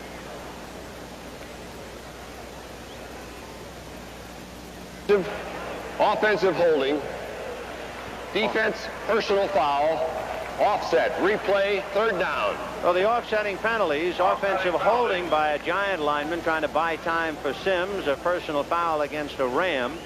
So they offset, and it will be a lot of holding penalties today. So it's still 3rd down and 11. Phil Simms squinting over through the sunshine today to get the call from Ray Perkins. There's the head coach. Split end under Bear Bryant at Alabama. Perkins wide right. Scales wide left. Shirk is on the right side. On a dog, he's able to get away from Fanning, and he hits Coder, and Coder barely holding on to the ball. Van Horn flying over to throw a block on Nolan Cromwell at the last moment. Well, when you're out there, you better be ready. Yeah, they're putting pressure on him. His best play is when they dog him or put the pressure on him, and he turns it into a spontaneous play that turns out pretty good for the Giants. Van Horn come barreling into Cromwell, trying to block for a fallen teammate. 4th and 6 on the 47, and Dave Jennings will be kicking. Deep is Eddie Brown. And it's a fake kick and a pass back to Jennings, and Jennings takes a tremendous lick as he goes out of bounds. Well, and Dave Jennings really hit. Ben, you're ahead 13-0. You got the game pretty well under control. To take a chance on something like that is a real gamble. Plus, you may lose your good punter. That's quite a gamble. That's a break. They pass the ball to the short man. That's Kelly. He throws it back to Jennings. The Rams weren't fooled. And he gets the wood put to him right here. And he did not make the first down, so it's Ram ball on the 44. Philadelphia coming off a drubbing at the hands of Washington last week, and Cincinnati administering the same today. 27-6 in the third. Well, it's 1st and 10 Rams on their own 44. A daring gamble by Perkins backfired. Hayden on a rollout, looking down the right side, and he's got Terry Nelson, who was knocked out of bounds at the 37-yard line by Oldham. That's enough for a first down, and Perkins and the Giants might rue that busted play. The Rams have to take advantage of the field position now and go in and score. If they do, that could be the turning point in this ball game. That was a real gamble by the Giants. Applause in the background. We have seen Elvis Peacock downing punts, number 34. Now he's in the ball game offensively with Wendell Tyler. Elvis Peacock, the number 1 draft choice of the Rams out of Oklahoma. Hayden rolling and passing complete to Wendell Tyler, and he is hit by Otis McKinney, but he also picks up the first down at the 26-yard line, and the Rams are on the move. The Rams like to screen. This is a good play. They're flooding the zone. Ball just thrown over Carson's hand. The Rams like to screen to Peacock. And Ray Perkins still thinking, I'm sure, about the gamble of the snap to Kelly, the pass to Jennings, the fake kick, and it all blew up in his face. 1st and 10 on the Giant 26. Here goes Wendell Tyler, and he gets to about the 23-yard line. 22-yard line. We're gain of 4. So to pick up a 4, make it 2nd and 6. They'll spot it on the 22. Wendell Tyler not only leads the Rams in rushing, he's the only player on the team to catch a pass in all 8 games. He gained 79 yards against the Chargers last week. And he was carrying that ball very loosely. He is now carried for 20 yards today. 2nd and 6 from the 22. Denard left and Smith right. Pitch back to Elvis Peacock, and he is stacked up on the right side. Brian Kelly turned the play in. Mendenhall also helped in turning it.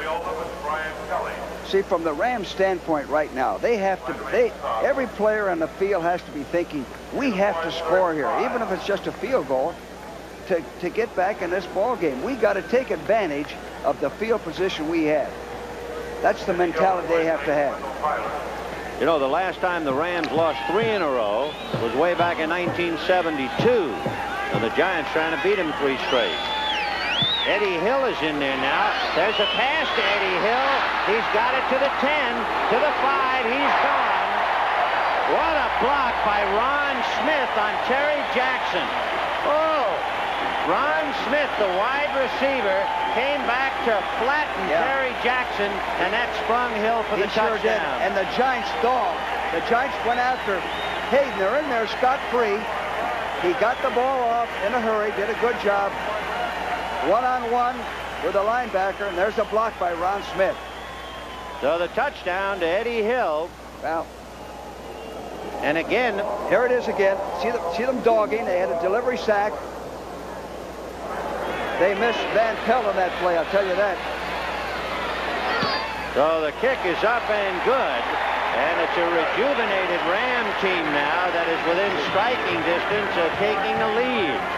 We have 5:10 left in the third quarter. The Giants 13 and the Rams 7. Big Doug France down with an injury to his right leg, and while they minister to Doug, it gives us a chance to look at that quick touchdown pass from Pat Hayden to Eddie Hill, who had just come in. Hill beating the linebacker Scorpan and then getting the big block from Ron Smith. Watch that right there on Terry Jackson. Just lights out for Terry. And into the end zone goes Eddie Hill. Well, that's tough coverage for number 57 Scorpan. When you're all alone, one-on-one on a guy like Eddie Hill who has speed and quickness, very difficult to cover him. So you can see 5 plays. Doug France has an ailing right arm. In fact, he said he couldn't start. His arm is so bad he can't block. But he was in there on the touchdown pass and injured his right leg. Eddie Hill is little known. The man who just scored for the Rams, a rookie out of Memphis State, who runs the 40 in 4.6. And he showed a little burst of speed. Corral kicking off now to the Giants. Bobby Hammond will take it on the 4. To the 15, to the 20. To the 25, spun around, and down he goes at the 27-yard line. Andrews and Justin hitting him and dropping him at the 27. So Bobby Hammond brings it up, and now the Giants take over. Well, Hayden took advantage of the field position he's had for the first time today, and now we got a new ball game. Rams are back in here. The Giants have to worry about losing the momentum. On that one gamble that backfired, the Rams immediately marched and went for the touchdown. 1st and 10 on the Giant 27.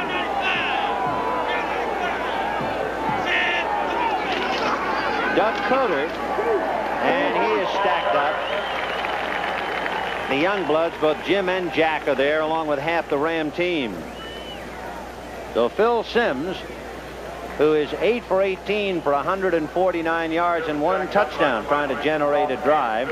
Ray Wersching has just kicked a 19-yard field goal. San Francisco out in front of the Bears 20-14. 8.5 minutes left in the third quarter. 2nd and 8 on the 29.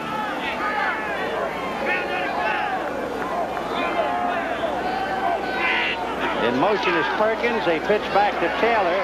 Neville and Coder blocking, and maybe he got 1 or 2 yards. He got out to about the 32. Both Neville and Coder trying to block, but there were just too many blue shirts over there. Except for 3 broken plays, the Rams defense has played excellent football today. Now here comes the nickel in. Eddie Brown coming in and Jack Reynolds going out. Sid Justin is in there now. It is a 3rd down play, 3rd and 6 on the 31.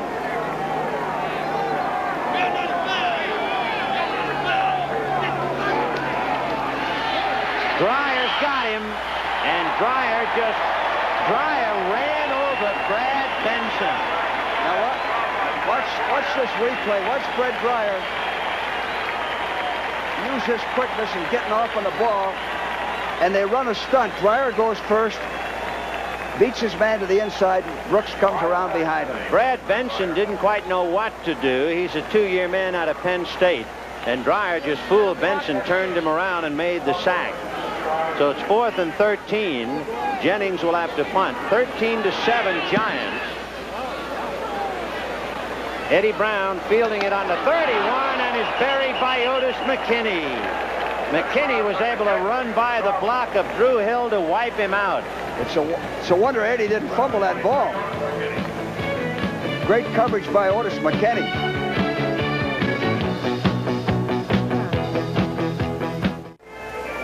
Tonight on CBS, catch a brand new edition of 60 Minutes. Then Building Pains hit Archie Bunker's plays, followed by One Day at a Time and Alice.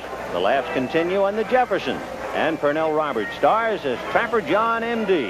That's all on CBS tonight. Well, Ben, the momentum has changed.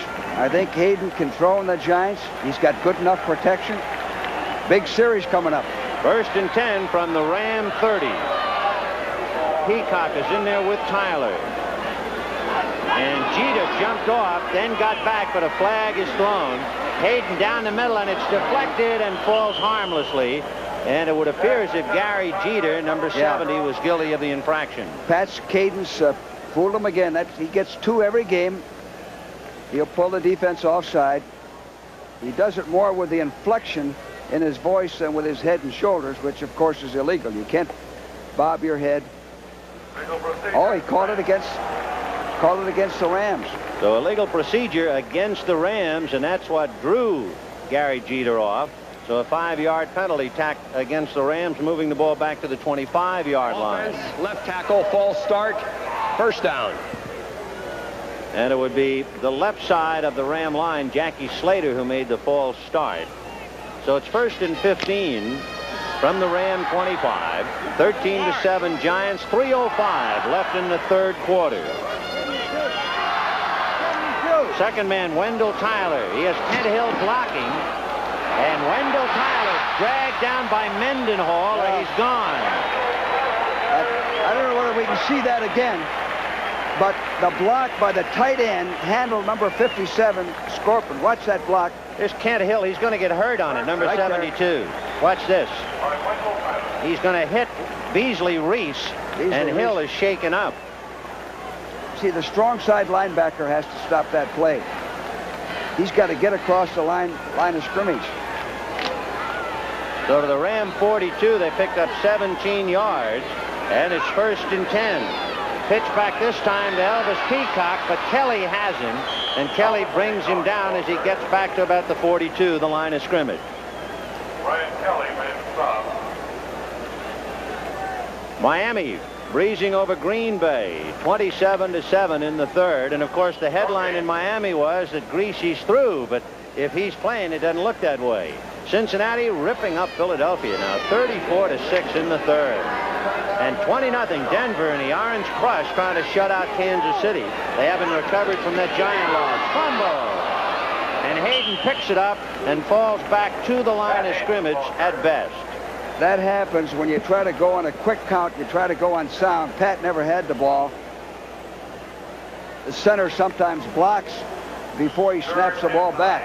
The timing is off. Pat did a good job to recover. The 2 tackles, actually it was a tackle and a guard, bumping heads on that play. Eddie Hill is now in there. He's the one who scored the touchdown. Hill and Peacock. 3rd and 10 from the 42. And Hayden just to Charlie Young. And it's a fair catch, or is it no? Fair catch, they're indicating. He was able to catch it before it hit the grass. And it's a 1st down Ram. Well, Charlie made a good catch. The ball's throwing real low. Watch this. Let's take another angle of it. Yeah, he has it. Good catch. Big play. Keeps the drive going. So from the Ram 25, they've moved to the Giant 45. 1st and 10. Denard left. Drew Hill is right. And it'll be Eddie Hill. And Eddie Hill across the 40, spinning to the 36-yard line. Not quite enough for a 1st down, but a big chunk of yardage. They're running the left side, then, aren't they? They're pounding that left side. They miss Van Pelt in there. They're also throwing over there. The momentum has definitely changed. The Rams have come to life. And it all started going back when the Giants leading. That's Kent Hill, who was injured earlier, and he was shaken up again, and he'll have to come out and go to the pits. Hill is a big fella, 6'5" and 260, a rookie out of Georgia Tech, and he was a number 1 round draft choice this year. Chicago edging San Francisco in a wild one, 21-20, thanks to Walter Payton's 3rd touchdown of the game. 2nd and 1 on the 36 of the Giants. The whole ball game has changed after the Giant gamble. Whoops. I think it's going to be against Hayden. Dennis Harrah and John Mendenhall are angry. Yeah. But the 30-second clock had run down. It'll be against Hayden. Dennis Harrah. Well, it's... And John Mendenhall had a few words and punches. Yeah, I think Mendenhall threw a punch. So that's the end of the 3rd quarter. We take a look at the punch again. Here's the punch. Here's Mendenhall. Big right hand to the right side. There it is. But Harrah wearing a helmet and a face guard, it didn't mean a thing. So that's the end of the third quarter with the score. The Giants 13, the Rams 7. We now pause for a word from your local station.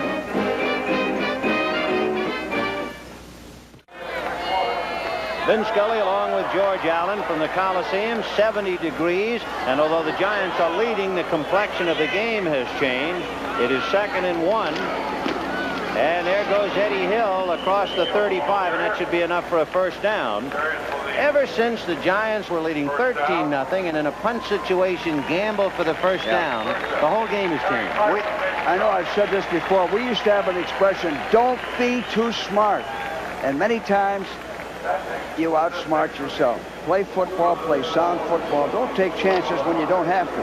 And, of course, Ray Perkins might very well wind up chewing on that on a long flight back if the Rams come from behind. Hayden setting up to the left side. He's got Denard all alone at the 16-yard line. Caldwell was defending, but the Rams are coming now. Caldwell was beaten badly. He was turned around completely. Didn't see the ball. There it is. They will spot it just inside the 17-yard line where it's 1st and 10. The only way you can change the momentum in something like this is for the Giant defense to come up with a big play.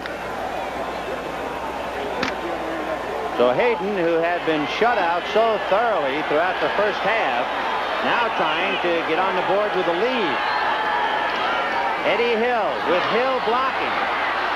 Goes around Beasley Reese and gets inside the 10. There's a flag on the play. Well, they're still hammering that left side because the strong side linebacker, 57, is getting hooked.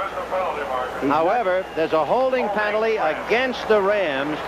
I hate to say it in advance, but the way they acted, I think it was Gordon Gravel again.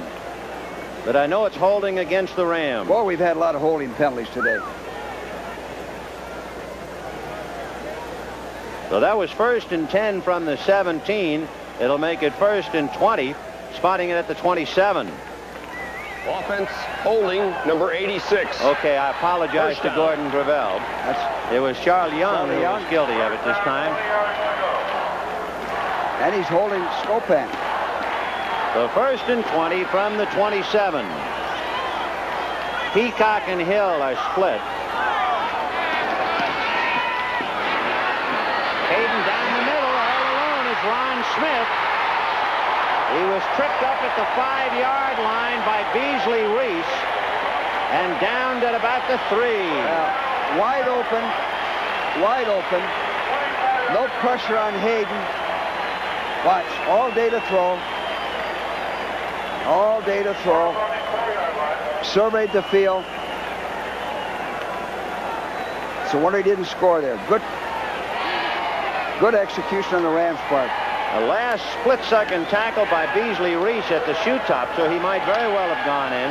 So it's 1st and goal on the 4.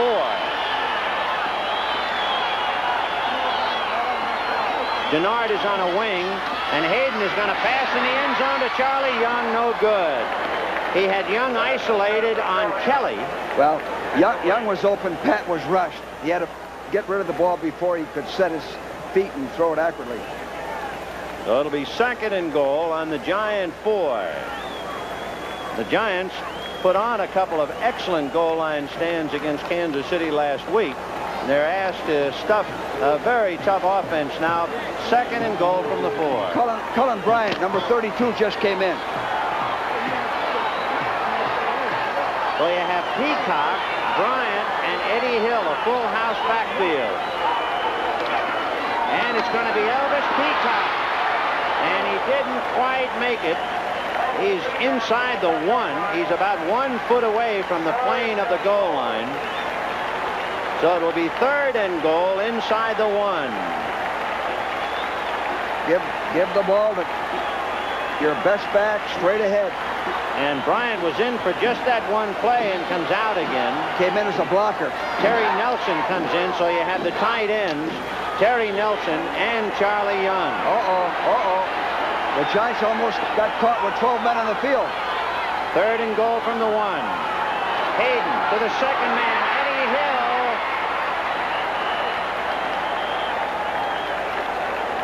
Remember, he just has to get to the plane of the goal. And the Giants evidently stacked him up. And it's going to be 4th and goal from inches. They're going to go for it. Rams taking time out. Dan Lloyd is coming in. Oldham is going out. Harry Carson is going to the sidelines.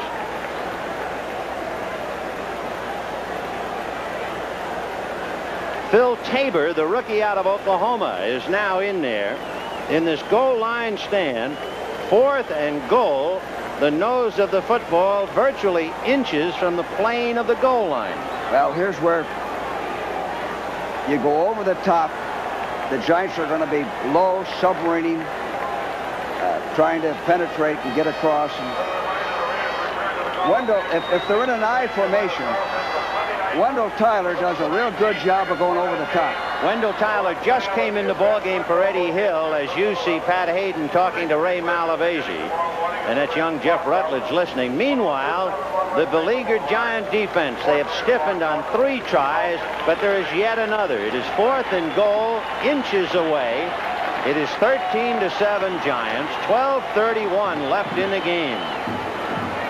Let's see what formation they're in. So you say if it's the I, it'll be Tyler over the top. Tyler right up the middle, over the top. All right, Peacock and Tyler, they are not in the I. It's a Brown formation. The fullback, Peacock, is behind Hayden. And it'll be Peacock. And a flag on the play. Hold everything. They stopped them. They did not score. There's a flag on the play. The Giants stopped him, but now let's see about the interpretation. The penalties on the Rams. Holding against the Rams, and the Giants have held. What a goal line stand. It was 1st and goal from the 4. Watch Peacock now. And Dan Lloyd stuck a shoulder in him. It was Dan Lloyd who backed him off. Dan Lloyd got across. Had good body lean. That was the big play the Giants defense needed. Now the Giant offense has to make a 1st down, get out of that hole. So Phil Simms and a rejuvenated Giant ball club will put it in play from about their own 6-inch line. 12:27 left in the game, 13-7 New York. The coaches have played a tremendous part in this game. We'll tell you about it in a moment as the Giants put it in play now. 1st and 10 inside their own 1. And it'll be Billy Taylor. And he gets it out to the 5. The reason we say that the coaches have played such a big part, you remember Ray Perkins sending in that fake punt, and it seemed to really rejuvenate the Rams, and they went on for a touchdown. Now the Rams had it 4th and goal. They had a backfield of Tyler and Peacock. Tyler has rushed for 5 touchdowns. Peacock has no touchdowns, and on a 4th and goal, they gave it to Peacock. Peacock's in a strange position. He hasn't been in that position enough. You need a guy who's been in there to go over the top and get that 1 yard. The 2nd and 6 from the 5. Oh, Mike Fanning. Mike Fanning, number 79, just ate him up and dropped Billy Taylor. Nobody blocked him. It's a wonder didn't fumble the ball. Mike's an underrated football player. Good pass, big one. Good pass rusher.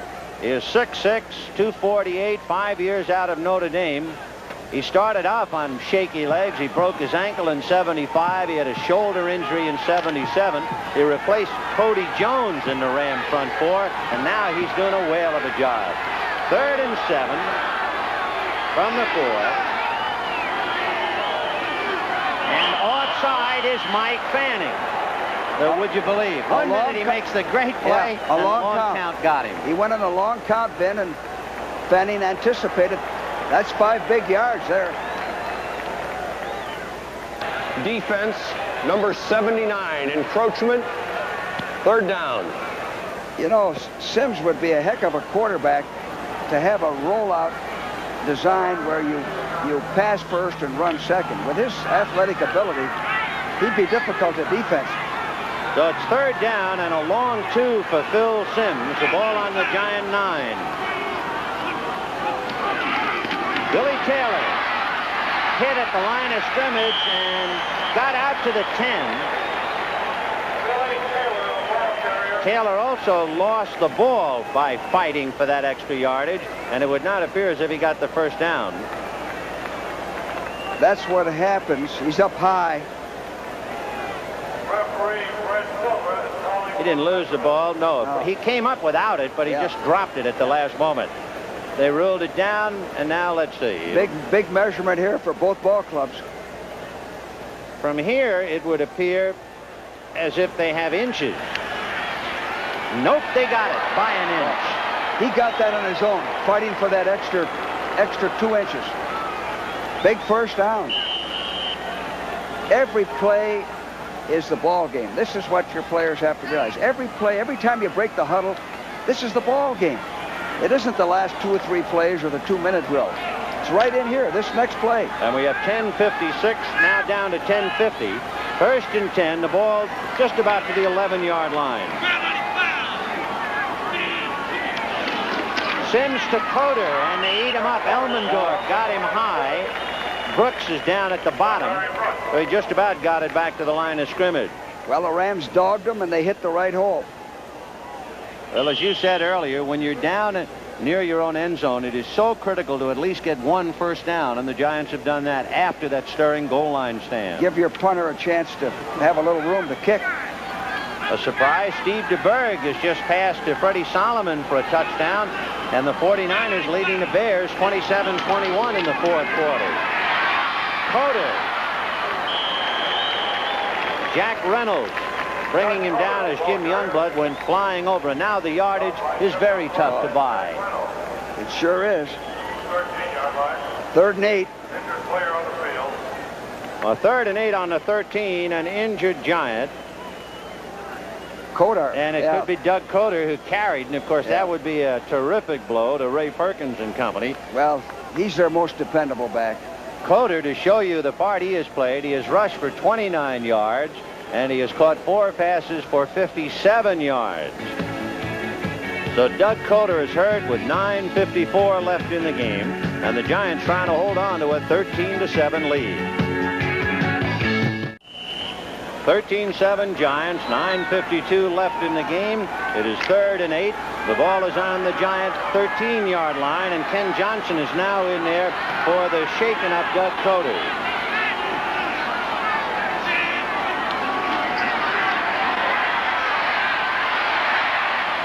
Sims throwing low and just behind the intended receiver, covered by Dwayne Osteen.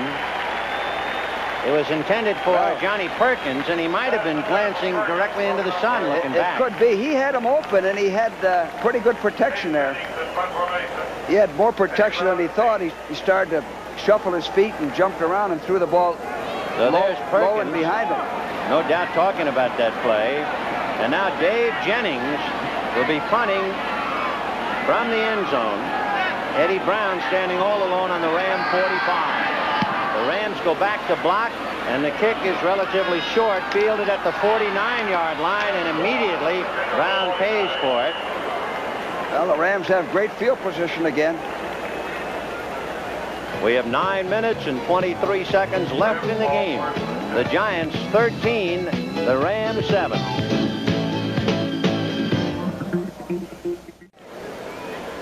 Monday on CBS, Coolidge's apartment goes up in smoke, but it's the White Shadow who gets burned. After that comes MASH, WKRP in Cincinnati, and Lou Grant, all right here Monday night on CBS. The Rams have it in perfect position now, good field position. 1st and 10 on the Giant 49-yard line. Hayden looking into the sun for his receiver, cranks up and lets it fly. Overthrows the intended receiver, Preston Denard. Had him open, wide open. Pat had good protection. Watch him step up, and sometimes when you step up and throw on the move like this, there's a tendency to overthrow, which he did in this case. Every time they've had, most of the time when they've had Eddie Hill in there, number 24, they put him on the linebacker. Try to get him on a 1-on-1 situation. It was Eddie Hill who scored that big play, the touchdown. And he's still in there. So Peacock and Hill are the running backs. 2nd and 10 from the Giant 49. Hayden trying to throw over hands and arms. Intercepted by Caldwell. Caldwell picked it off at the 27-yard line, and what made it effective, the Giant linemen had their hands so high in the air, Hayden was throwing over a forest. They made him throw out of a well. Let's watch this. They got a pretty good rush. Mendenhall coming in there, coming around. See the hands getting up, and Hayden threw off balance, threw a looping ball. No chance to be broken up at all by the receiver. That's the 3rd interception for the Giants against Hayden. So Hayden now this year has had 13 intercepted and 3 of them today. Big play by Caldwell. So it is 1st and 10 on the Giant 28. Coder is back in there with Billy Taylor. Under a lot of pressure, Sims throws it away.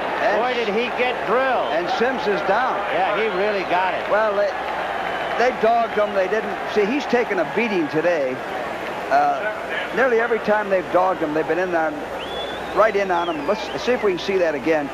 And whether he got the ball off or not, he's had delivery sacks. Here it is. Oh, he's hit from the front and the back both.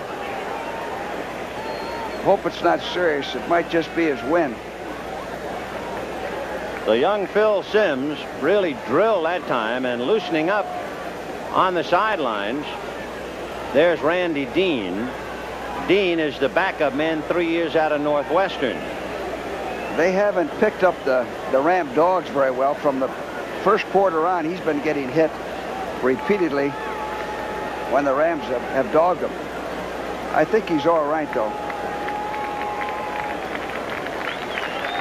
Sims getting to his feet, but I think they're going to make him come out even if he wanted to stay in.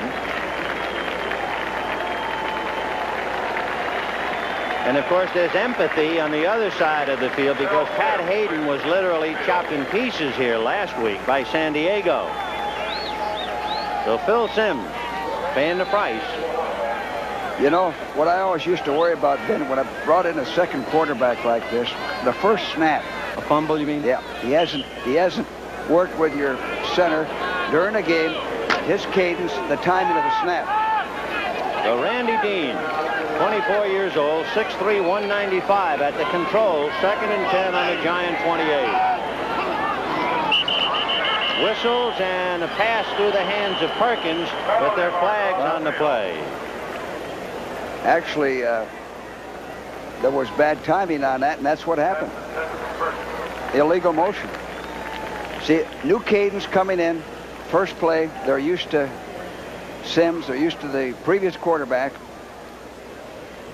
At least that's better than fumbling the ball. Evidently, the infraction on the left side, maybe Brad Benson, number 60. Yep.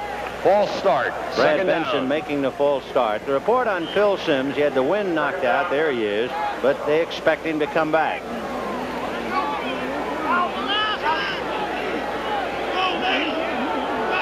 Second down again for Randy Dean. And it's a draw to Coder, but he really can't get anywhere.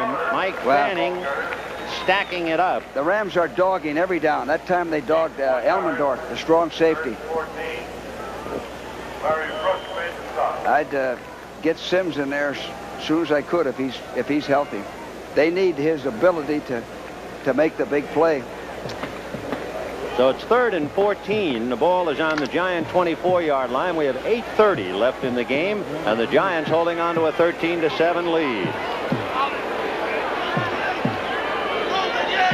In motion, Billy Taylor. He's picked up by Jim Youngblood. Over the middle is the pass. No good. I think it was intended for Perkins, but the closest man to it was Dave Elmendorf. Yeah, poor execution. No chance on that. So Randy Dean comes in, can't handle a couple of plays. Phil Sims trying to get his breath back. And Dave Jennings comes in to punt. Jennings standing on his 10.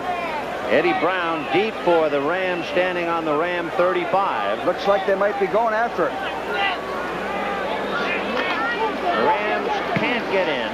end-over-end punt that'll bounce and roll down inside the 25 to the 20. And it'll go about the 17-yard line. There's an example, Ben, of a bad punt where you got a 15-yard roll. Gives the Giants pretty good field position. 8 minutes left. The Rams have the ball 1st and 10 on their own 18. 13-7 Giants. 2 Danilo field goals and a 19-yard pass from Sims to Shirk. Eddie Hill going to the 21-yard line, and Dan Lloyd brings him back. If you joined us late, the Ram touchdown was a 21-yard pass from Hayden to Eddie Hill, number 24, who just carried the ball. So it'll be 2nd and 5 from the 23 of the Rams.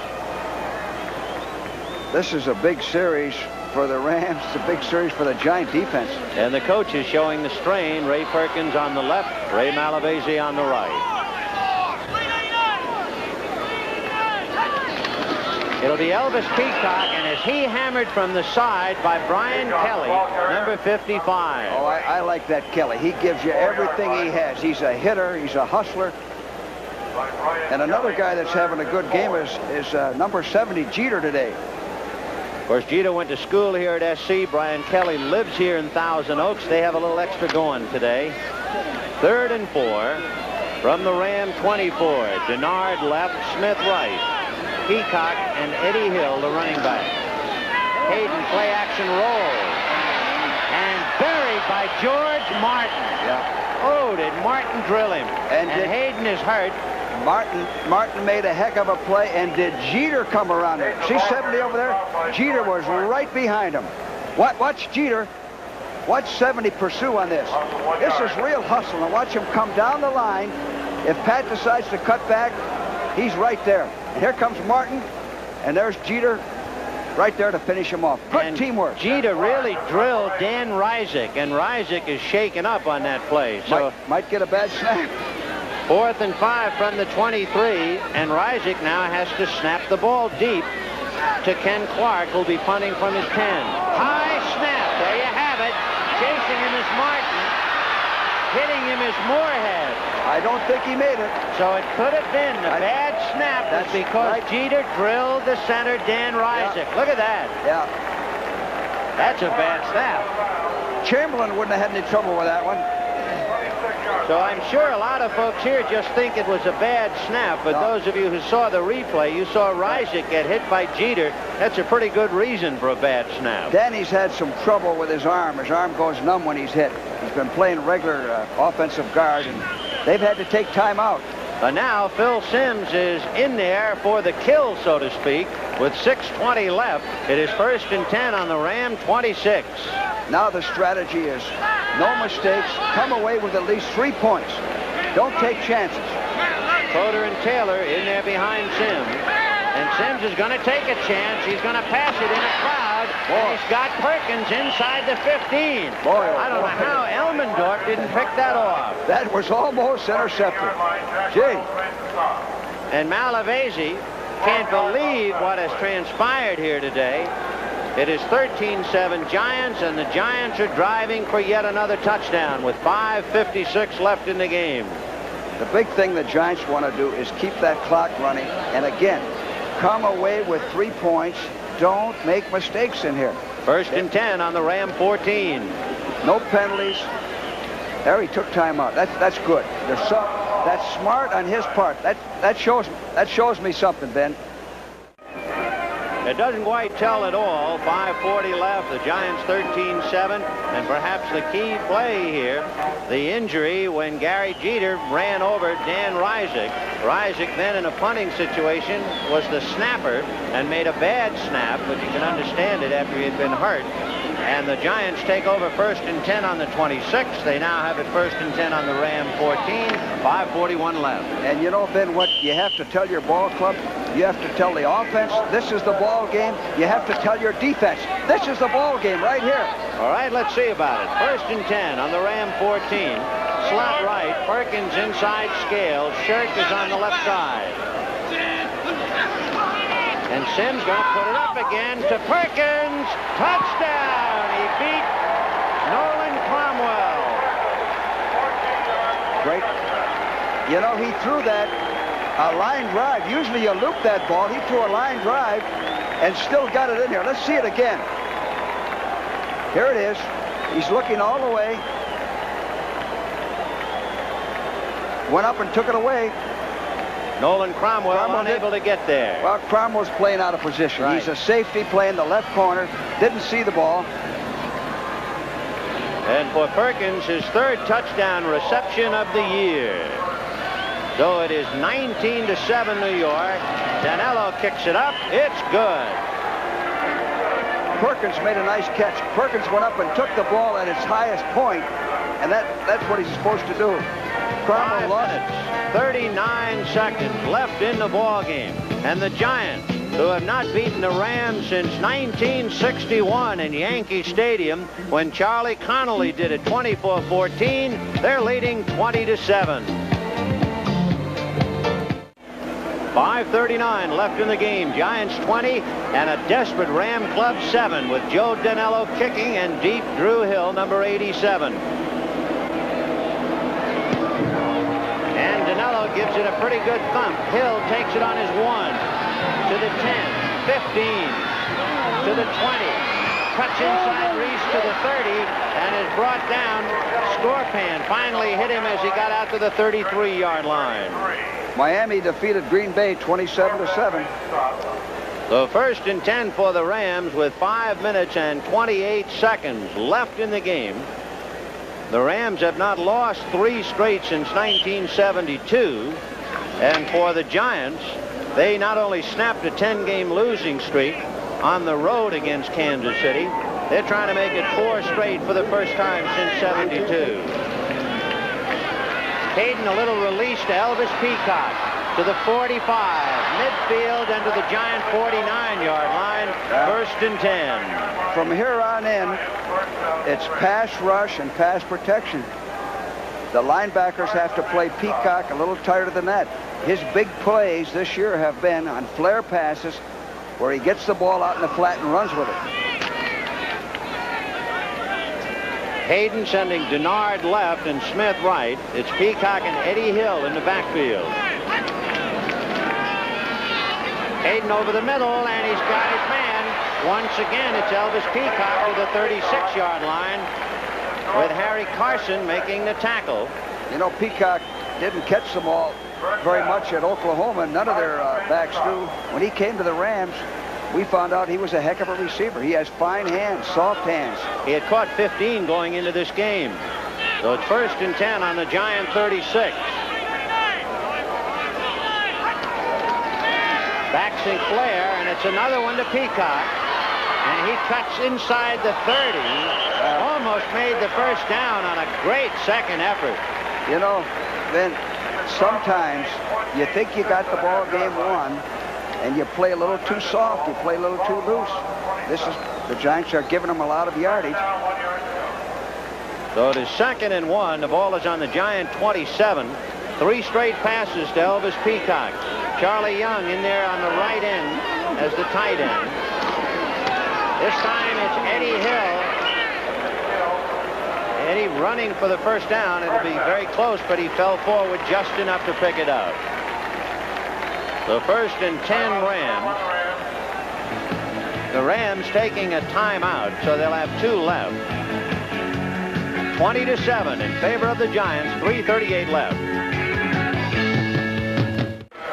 1st and 10 Rams on the Giant 25-yard line. Hayden looking down the middle, and he's got Ron Smith inside the 10. Oldham brings him down at about the 8-yard line. And it's another first down. The Rams battling the clock and the Giants. The Giants on that last down went back to their 34 defense. They brought in Lloyd, took out Tabor.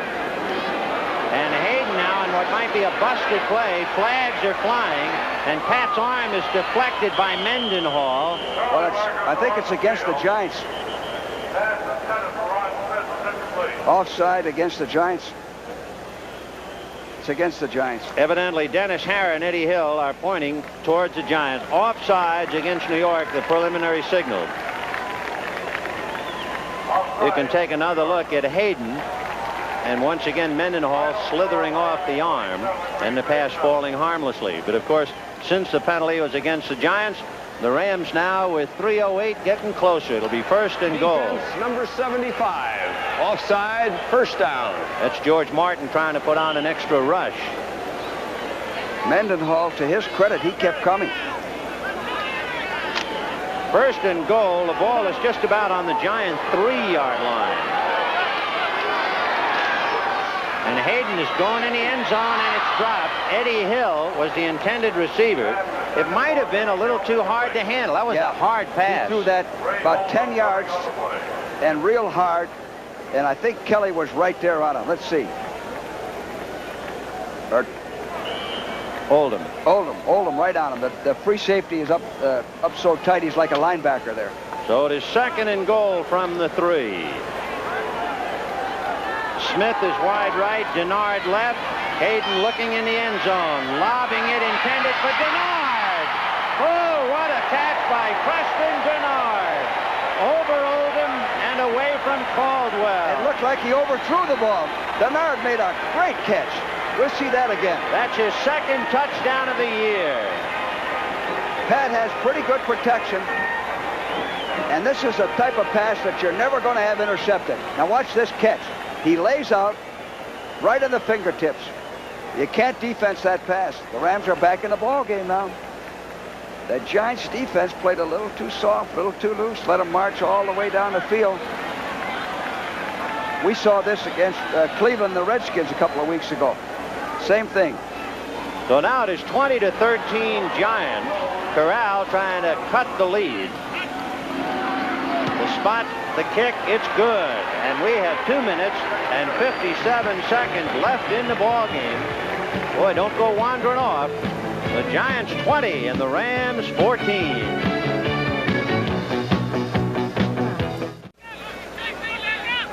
With 2:57 left in the game, it is 20-14 Giants. The Rams kicking off, and last-minute instructions brought in by Bill Dunston. And it's a squib kick, and fielded by Beasley Reese. And Beasley goes down at the 31. Reggie Doss brought him down. Well, a reminder, following football, 60 minutes in the East, and of course the folks on the West Coast will see it at its regularly scheduled time. There's Preston Denard, who just made that magnificent diving fingertip catch for a touchdown. And for the Rams, the spirit is back up. There's a few fresh smiles around the ballpark. 2:51 left, 20-14 Giants. And now it's up to Phil Simms to keep the ball. Scales left and Perkins right. Doug Coder got away from Dreyer and goes down in front of Reynolds right at the line of scrimmage. The Giants have two objectives. One, to make 2 first downs. That should be their goal. Make at least 2 first downs and keep the clock running. If the clock is stopped, force the Rams to use their timeouts so that when they get the ball, they don't have any timeouts. Well, in the timeouts, they each have 1 remaining now. The Giants 20 and the Rams 14. And Ray Malavasi, who came in here with a .500 ball club, 4-4, and got the news that New Orleans beat Washington to go into first place. And the Rams, of course, either win this to tie or lose it to be a game back. Meanwhile, Cincinnati defeated Philadelphia 37-13. And a big hello to all you folks who were watching that ball game. 2:41 left in this game. The Giants have it 2nd and 10 on their own 31-yard line. There were 2 field goals by Joe Danello, a 19-yard pass from Simms to Shirk, and then a 21-yard pass from Hayden to Hill. Perkins then caught one from Simms for 14 yards and a touchdown, and then Hayden went to Denard. So it's 20-14 Giants. Don't forget, 60 minutes will follow the football game immediately. Simms under heat, releasing it, no good, and there's a flag, and it's going to be, I think, against Reynolds for face guarding Billy Taylor, or at least it's going to involve those 2. That's intended for Taylor. Let's take a look. Well, the he didn't pass have, was intended for Taylor. He didn't have much of a chance to catch it. Watch. And the flag was thrown immediately. Yeah, he could call it on Reynolds. Behind the line of scrimmage, therefore no pass interference. We pick up the flag. Third down. Behind the line of scrimmage, no pass interference. So they pick up the flag that had been thrown. So Billy Taylor behind the line of scrimmage. And that'll be third down. That's about the second or third time we've seen a flag picked up this year. And this is what the Rams want. The clock is stopped for them. They don't have to waste a timeout. 3rd and 10 on the Giant 31. Scales goes left. Perkins right. Shirt, the tight end on the right side. And it's Coder and Taylor. Sims looking to the left. Going deep, and there's nobody there. It might have been to Perkins, who appears to be stunned. Perkins is standing on the 45, and apparently somebody either read or ran the wrong route. Yep. Sims was dogged on it. He had no chance. He had to get rid of the ball. He feels that Perkins was interfered with. So there you have it. With 2:32 left in the game, the Rams are going to get their hands on the football again. Jennings will be kicking from his 20. Eddie Brown is all alone on the Ram 30. Eddie Brown backing up to his own 20. Chased by Beasley Reese. And Reese brought him down. What a big play. Great tackle by Beasley Reese. Great tackle and a clutch punt by Jennings. Jennings has come through today with some excellent punting. Watch this play now. Watch this tackle by Beasley Reese.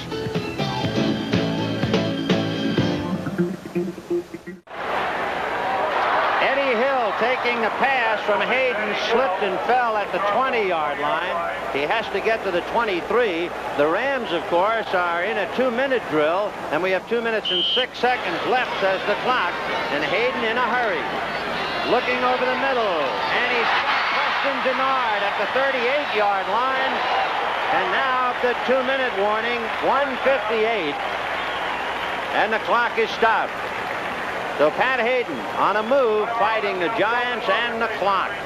I consider Pat Hayden a good 2-minute quarterback, and this is what it amounts to. So timeout here at the Coliseum with 1:58 left. Let's go for a bulletin to Brent Musburger in CBS Football Control. The Rams do not have any timeouts. We have 1:58 left in the game. It is 20-14 Giants. And Pat Hayden with Coach Ray Malavasi on your right and Ray Perkins on the left. They're all in the hot seat. The Giants trying to beat the Rams for the first time since 1961. The Rams trying to get a victory, get above the 500 mark, and tie New Orleans winners today against Washington. And another reminder, 60 minutes upcoming immediately after football. 1st and 10 from the Ram 39. Hayden down the middle, and it is taken away by Dan Lloyd. Dan Lloyd took it away from Charlie Young. That would be the 4th interception against Hayden. What a great play by Lloyd. Let's see if we can see that again. Lloyd has his man covered, and then he slides to the inside. Pat has time to throw. Watch Lloyd slide to the inside, anticipate, get the jump on the ball. The Giant defense has been tremendous today. Charlie Young never got his hands on it. He was the intended receiver, number 86, but there Dan Lloyd just moved in front of him and took it away from the big tight end. So Hayden has passed for 282 yards, and it doesn't mean anything. Ray Perkins' man, Phil Sims, has passed for 175, and he's going to win it. The difference in interceptions, Sims has thrown 1, and Hayden has thrown 4.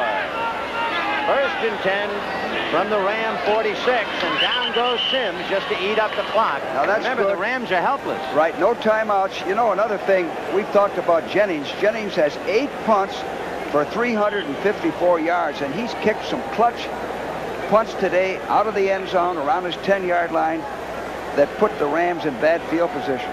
Ray Malavasi, a picture of dejection. The Rams to lose would go to 4-5 and be 1 game back of New Orleans. And you can see the fans. There were 43,376, and quite a few of them are saying adios to this one.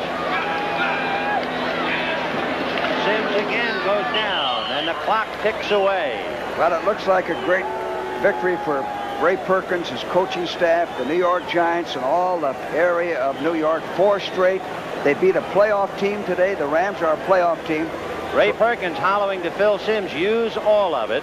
And we would like to thank our producer, Perry Smith, our director, Tony Verna, to Dr. Bob Woods for his stats, along with Ozzie Lang and Denny Mnuchin, and all the fellows who worked so hard to bring you the telecast. 20-14 Giants.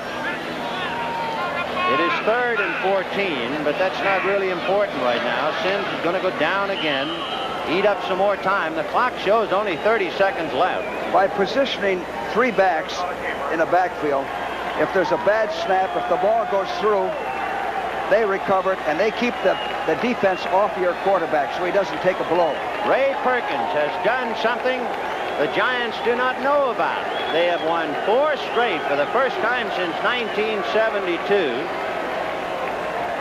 They've won their 2nd in a row on the road in 72, and it's the first time they have beaten the Rams since 1961. So the Giants, who have gone through a long and painful period of something like 15 years, are on the upbeat, are on the upswing.